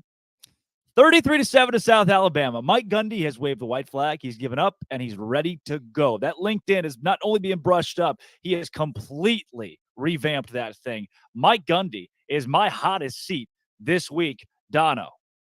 Well, I mean, you got to look at Josh Heupel at Tennessee, right? I mean, after do you? Listen, man, if trends continue like this, that team didn't tackle. They look pretty light, and I don't want to take away from Florida because that was a big win for Florida. But that's one of those where it's like you can praise one side and also bash the other one a little bit. That was a pretty eye-opening loss there, guys. And listen, I've said this before on the show, and I'm going to say it again. Depending on how this Saturday night plays out, I'm just saying Dabo Swinney, if he knows how to use a computer, he might want to start sprucing up that LinkedIn profile if things don't go very well for him at home against Florida State this week.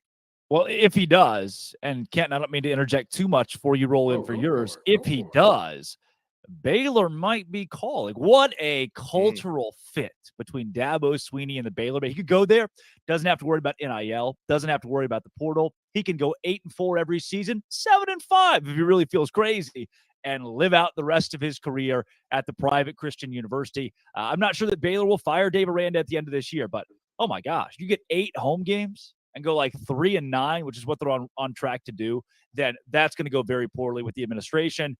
And this team won the Big 12 championship Sugar Bowl a couple years ago. A lot of coaches in college football will set the standard. They'll set their own standard, their bar too high in the first year or two. Somehow they win with the other guys' kids, and then they come in and they crap all over it. Aranda staring down the barrel of that. Dabo Sweeney with phone in hand. That could be an interesting development as the season comes along. But Kenton, who is brushing up their LinkedIn for you? Oh, it's got to be Jeff Hafley. I know that, out there in Boston College, that man, he's calling Ohio State right now. Hey, Ryan Day. Hey, big head. You got an opening on your staff. But the problem is there's another guy whose seat is getting a little warm, potentially hot. If Ryan Day loses today, Ryan go tell him, hey, brother, I was calling you to see if you had a job on your staff. We twin them right now. We the Spider-Man meme. I'm pointing at you, you pointing at me. We both need jobs. What's going on? Very seriously, Ohio State is one of those schools where 9 wins a season ain't enough. 10 wins a season ain't enough. The occasional playoff appearance ain't enough. It's not enough there. Ohio State, if you're going to be at that school, you need to beat Michigan. And you need to win you some national championships. Yeah, 100%. Ryan Day has not done either one of those things in recent memory. And if they lose to Notre Dame, then that, I believe, squarely puts them in that territory of how good is Day at big games? And of course, Hafley is the exact opposite of what you were talking about. You talk about guys having success in year 1 and 2, and then all of a sudden falling off a cliff. Let me tell you something. Hafley has been free falling since the day he took the job. The man has been struggling since the day he's looked in over his head. He has sold everybody that he's talked the talk. Every year he's the winner of ACC Media Days. People hear him and they get jacked up and say, oh man, he's going to be great this year. He's going to be something special this year. 3-9, 4-8, 2 wins. That's just what it's looking like. So. Yeah. I mean, and there are free falling coaches like Jimbo Fisher who had it was a good year. He had a Final Four finish, I think, in the COVID year that everybody's kind of thrown away. Well, I'll give him that, but mostly for him, it has been a lot of bad. He didn't have to set his own expectation. A&M fans were going to set that for him, and now he is square. He's got to get fired. I mean, he's got to get fired at the end of this season. And guys like Brent Pry, who we don't talk about a lot at Virginia Tech, he is likely done at the end of this year as well. Another one of the big ones that I circled, though, that we haven't mentioned on the show, Tom Allen at Indiana. 10-win Indiana, we're all excited about how this team's been so bad for a long time. Reminds me a bit of Matt Campbell, just less tenured, where it's bad program, tough to win. You did it early on. You show people flashes of what the program could be. And then if you can't finish the job, Dono, you're going to have to go.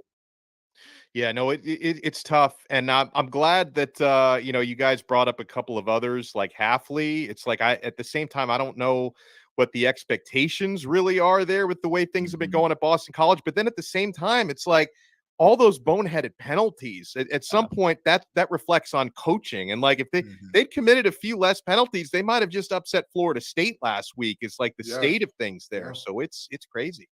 Yeah. Ken, are you still firing Butch Jones? Because last week we really went after the man. Let me. I'm trying to be civil about this. I don't want us to lose our clean rating. Butch Jones, don't fill out a LinkedIn. Don't update your LinkedIn. Oh, no. Go retire, brother. Go retire. You have made your money. You have done this for a while. You have done this at some huge programs. You have signed yourself some major contract. Your kids don't have to work if they don't want to. Go be a great dad. Be a family man. Be a family man, okay? This ain't you. This ain't you no more, Butch. You don't have it in you. You don't have the stuff. I'm sorry, Butch. It's over. It's done. It's done. People talk about what is the standard at different programs. Arkansas State has perennially been at least middle of the road, if not better, as a group of 5 team.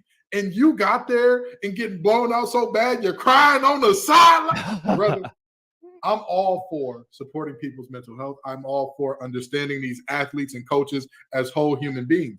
And sometimes what a whole human being needs is time off from their job. And sometimes the job is a little too stressful.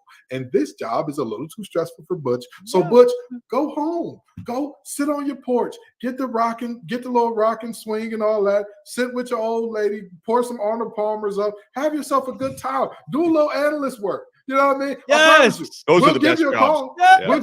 We'll give you a call at Locked On. Ask your boy Mac Brown how much less stressful it was when he was in the studio as opposed to coaching. Listen, come on with us. We'll have you on every week. Exactly. Do the Dan Mullen. Just call it. Dan Mullen was like, "Yeah, I'm not. I'm good.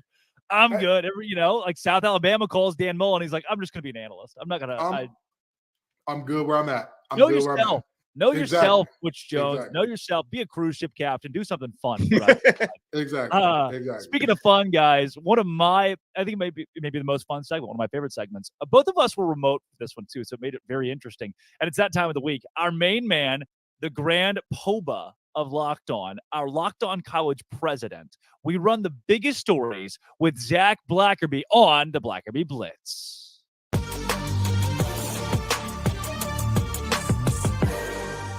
Donde SL Blackerby Blitz. It's right here on Locked On College Football Kickoff Live. Zach, let's go through the biggest headlines in college football this week. Oh, no. Guy makes big hit on the sidelines. Travis Hunter takes a cheap shot. He had a lacerated something, and Deion said, don't try to kill a guy. What do you make of this whole deal? Yeah, I mean, I love that Deion's standing up for his player. I love that Deion Sanders was the first guy out there to get into the face of the guy that hit him. I mean, as a coach, you got to make sure your guys don't do that. I mean, I know that was a very emotional game and both sides made it super personal, which I love. It was incredible and people bought every second of it. The highest viewership of a college football game so far this year, freaking Colorado State. It's wild. At midnight, yeah. Yeah. I mean, so the passion's there, but as a coach, you've got to make sure your players don't do like stuff that can actually hurt people. Like I get doing whatever it takes to win the game. But man, Travis Hunter's a big part of what this team does. So I'm really, really interested to see how it moves forward. But as far as the hit itself, there's no place for that. It doesn't belong in this game. It used to be here. 20, 30 years ago, you could probably get away with that. Old school football. Today, for the better, we have taken that out of the college game. Sure. Zach, Nick Saban, as I'm sure you are very upset about, took odd shots from Lane Kiffin that weren't supposed to be shots, where Lane said, hey, he demoted his defensive coordinator. Just, you guys didn't know that. What do you make of the whole Kevin Steele, who a lot of Auburn fans know, this whole Kevin Steele deal? Yeah, Kevin Steele, I think, was a good defensive coordinator at Auburn. I think he was a good defensive coordinator when Auburn hired him away from LSU. There was excitement throughout the program. I'm surprised Kevin Steele's not working out at Alabama, because the main thing he did at Auburn was he said, okay, we're going to play base and we're just going to be better than you. And if he could do that at Auburn, I feel like you should definitely be able to do that at Alabama, where the corners are consistently better, when you have better pass rushers and linebackers that can cover so much ground. I don't think he's a great scheme guy, but I think he's a great motivator and he's a really good recruiter. That's why it worked at Auburn. So I'm a little surprised it's not working at Alabama, but also Nick Saban's under more pressure now than he's been in a hot minute. And that's saying something with the amount of pressure that he's built up at Alabama. So I guess I'm not super surprised, but I did think it was a home run hire when they added Kevin Steele this offseason. Pretty odd that it took an opposing head coach to alert the media that a guy had been demoted on Saban's staff. Don't see that every day. Zach, relegation is a new fun word we've learned this week in college football, about how maybe Cal and Stanford, the ACC, and then sometimes the AAC, and then I don't know. There's a lot going on with it. I think the Big 12 should be relegated to the FCS. We call it a day. I don't know about that. I mean, relegation's a fun topic until you get into the details of it. Mm-hmm. And when you get into the details of it, it's like, there's no way this can work. There's no way that unless every D1 school gets together and creates an organization separate from the NCAA for football, it can't happen. And we all know that's not going to happen. No, it's not. Relegation would be it works for the Europeans in their soccer deal, but not for. But it's set up for that. Well, they 100%. built it with that in mind. I don't think you can do that with something that's already created. Couldn't schedule for it. You can't. You Yeah. can't schedule a year. 6 months in advance. There's no way to do it. Do want to give a big shout out to the Dartmouth family, Buddy Tevens family, legendary college football coach, winningest all time at Dartmouth, multiple Ivy League championships, who passed away after a bike accident. So heart goes out there here on the Black Review Blitz. Zach, and in other big headlines across college football. This is the big one. Auburn and A&M. Who wants to lose this week more?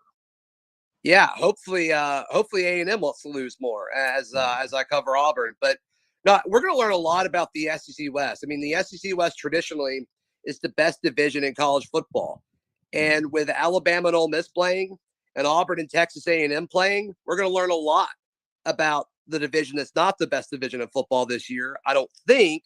I mean, it could be proven wrong over the course of the year, but yeah, I mean, this game, it's about, I think both Hugh Freeze and Jimbo Fisher, they have pressure on them in different ways, right? Hugh Freeze wants to say, okay, I made it back to the SEC after being in the wasteland that was Liberty for so long. And Jimbo Fisher wants to stay here, right? Jimbo Fisher's got the moniker of being maybe the most overrated, definitely the most overpaid coach in college football. And he's got an incredibly talented roster that's not that good of a football team. Are they better than Auburn? I don't know. We get to learn that on Saturday, but it's going to be fun. I think there's a lot of storylines about this game that impact a lot of things. Because look, if Jimbo Fisher and Texas A&M lose to Auburn on Saturday, there's no way he survives this year. There's no way. That's Zach Blackerby, the Black Review Blitz. Zach, thanks for joining every week. Hey, love you a long time, buddy. I love you too. A lot.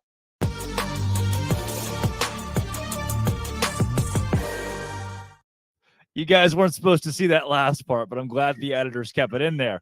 Long time is crazy. That's crazy work. That is just insane. That was the most work. enjoyable part. Now, I mean, I love the Blackerby Blitz, but the love fest at the end, man, that's what keeps me going. True love.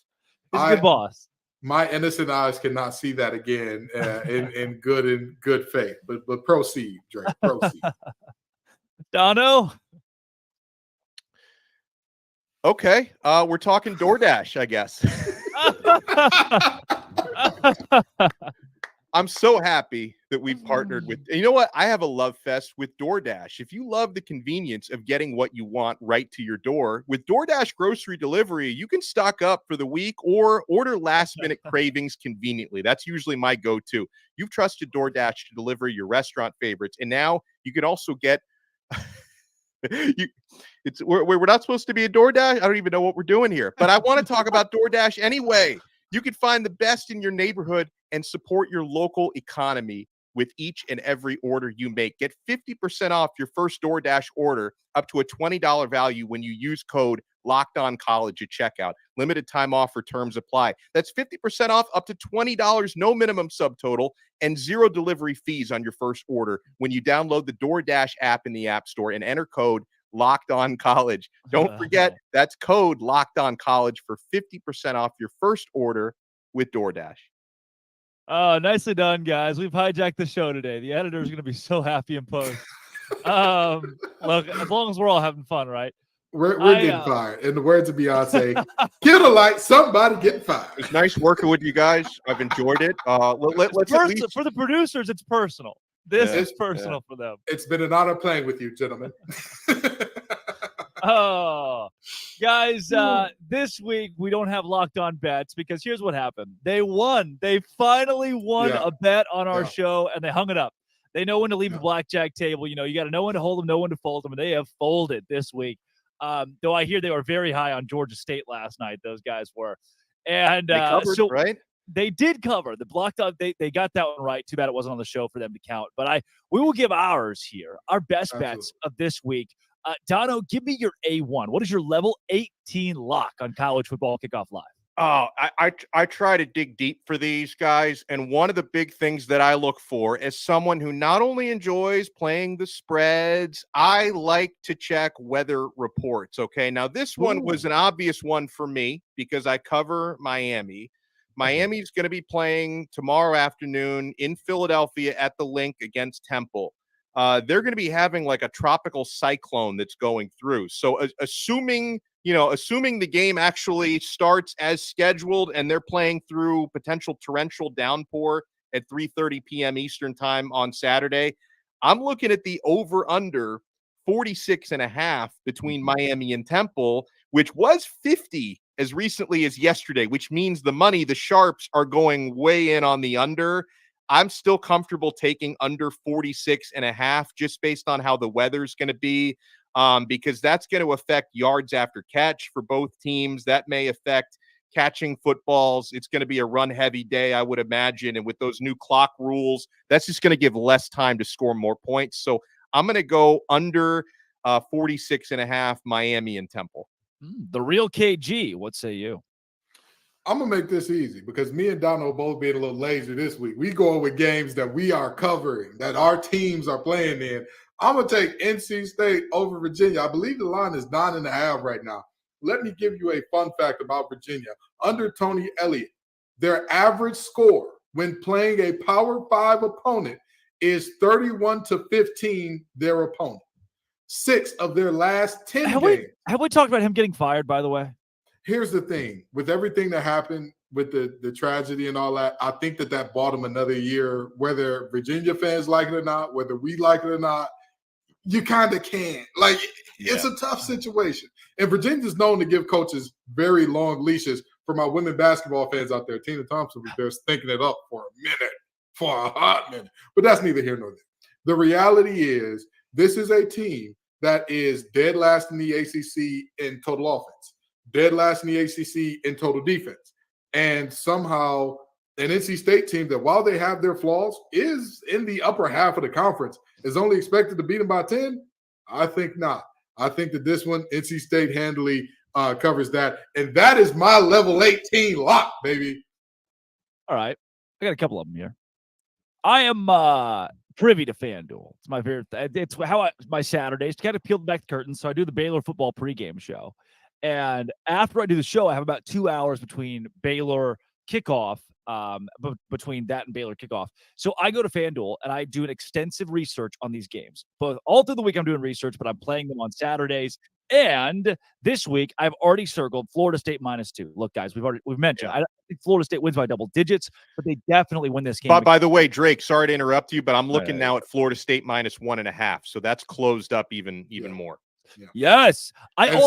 So has NC State Virginia. It's down to 7.5. Take it. Wow. What are we Take doing? it. That's free money. Yep. What are we doing? I mean, at some point, Vegas has to lose, right? And it is uncanny. You would be a madman to say, "Oh yeah, Vegas has no idea what it's doing." I mean, if the lines are always so close, I don't know how they do. I don't know how they put it together. So you got to learn which lines to and to not play. So I know a lot of people are on Clemson right now. I'm going Florida State -2. Until they really show me that they can't keep up with a legitimate Power 5 team, I'm going Colorado. I'm going to ride Colorado. 21.5 is too much. They might lose this game by 17. They might win this game as well. I'm going Colorado plus 21.5. Ole Miss plus 6.5 is on my card. It is absolutely on my card. I think Ole Miss wins this game outright because I still do not trust Alabama. They benched a kid and unbenched a kid and didn't work with their second string or their third string. That is as disastrous as it's been for Nick Saban since 2007 at Alabama. So it truly, truly is rotating through 3 quarterbacks and losing to Texas at home. Then Notre Dame +3. And again, this is a money line game for me. I think Notre Dame wins against Ohio State this weekend. I am not buying Ryan Day. I am buying Sam Hartman. I am buying Marcus Freeman. They are in the playoff conversation. Give me Notre Dame to win outright. Those are all 4 on my board this week. And then maybe my biggest pick. This is my level 18 lock. Did you know the BYU Cougars just went on the road, OTR, to an SEC opponent in a night game and won over Arkansas, KJ Jefferson? And they are 10-point dogs against the Kansas Jayhawks this week. What are we doing? Wow. Double-digit dogs, 2-score dogs against Kansas. Now, I get it. It's not your grandma's Kansas. This is a good Kansas team. The offense is great. The defense has gotten better. this BYU team won on the road in a night SEC environment. They're going to march into Lawrence, Kansas, not just cover 10. They're going to win outright by maybe 10 points themselves with Keaton Slovis and that defense. Give me BYU, level 18 lock of the week plus 10, sprinkle on the money line. Boys, let's make some money.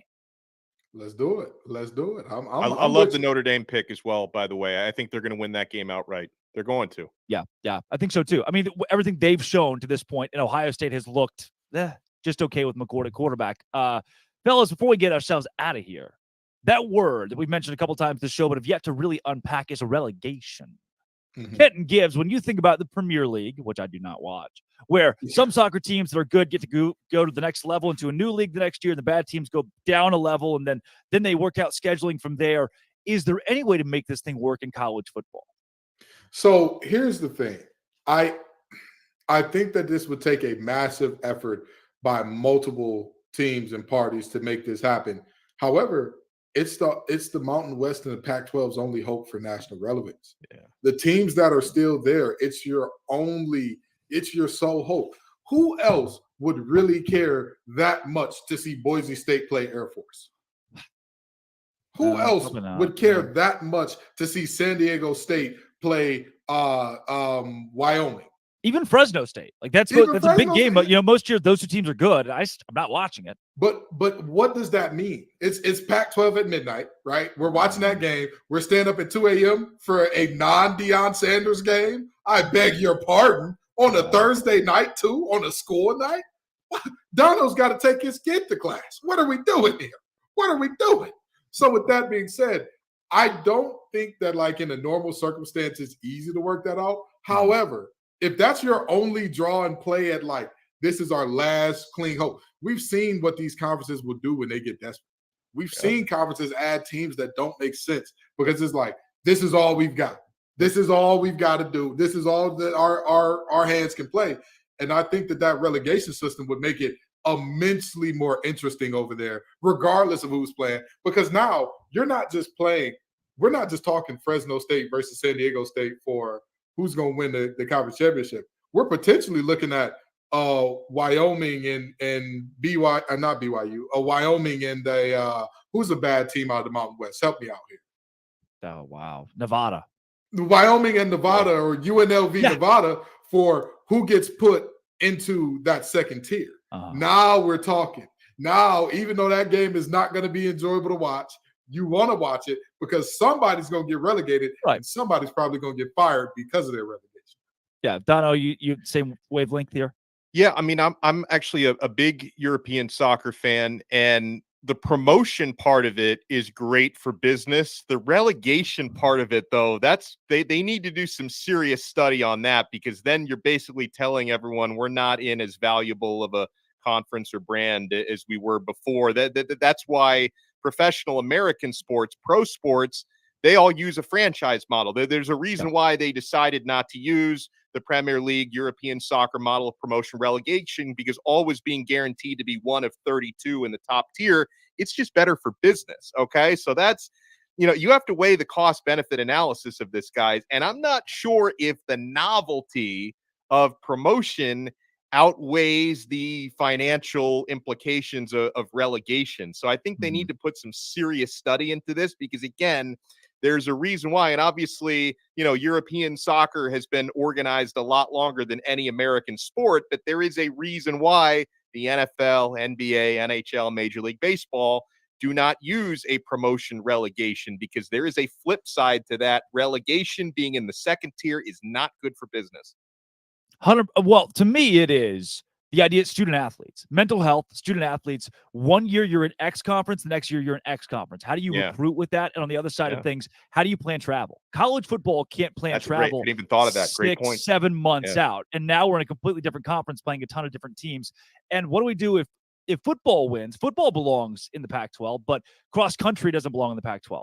Do we only scale relegation on football? How do we have that? How do we open that conversation? So there are too many ins and outs of this from a recruiting standpoint to mental health and athletes and travel and affording travel, being able to pay for it because Wyoming can't pay what Washington State can pay to travel in a relegation system. There's not enough time in a relegation system to build scheduling. It is impossible impossible to do in college football. We will never see it in college athletics. Guys, we're running out of time here, though. I do want to get your one big take for this weekend. Kenton Gibbs, give me one sentence, one take, 30 seconds. What's going to happen? Notre Dame proves who they are this week, one way or the other. We find out exactly who Notre Dame is this weekend. Boom. Dono. Clemson shows us they are no longer the Clemson of the past 10 years. Hate to see Florida State win, but they're going to do it this week comfortably. Cincinnati. Whoa, those Skyline Chili boys at home, 14.5-point dogs against Oklahoma, a team that was below 500 last year. Cincy went to a college football playoff, coming against a loss to Miami of Ohio. Of course, they're supposed to lose by a whole lot, but they don't. Instead, they win it outright because Oklahoma is fraudulent, as they have been the last couple of years in their first game of conference play. Cincinnati on top. Locked On College Football Kickoff live on top. Drake Toll, Kenton Gibbs, Alex Dono. Thanks for making us your lunchtime listen every single Friday on Locked On College Football Kickoff live.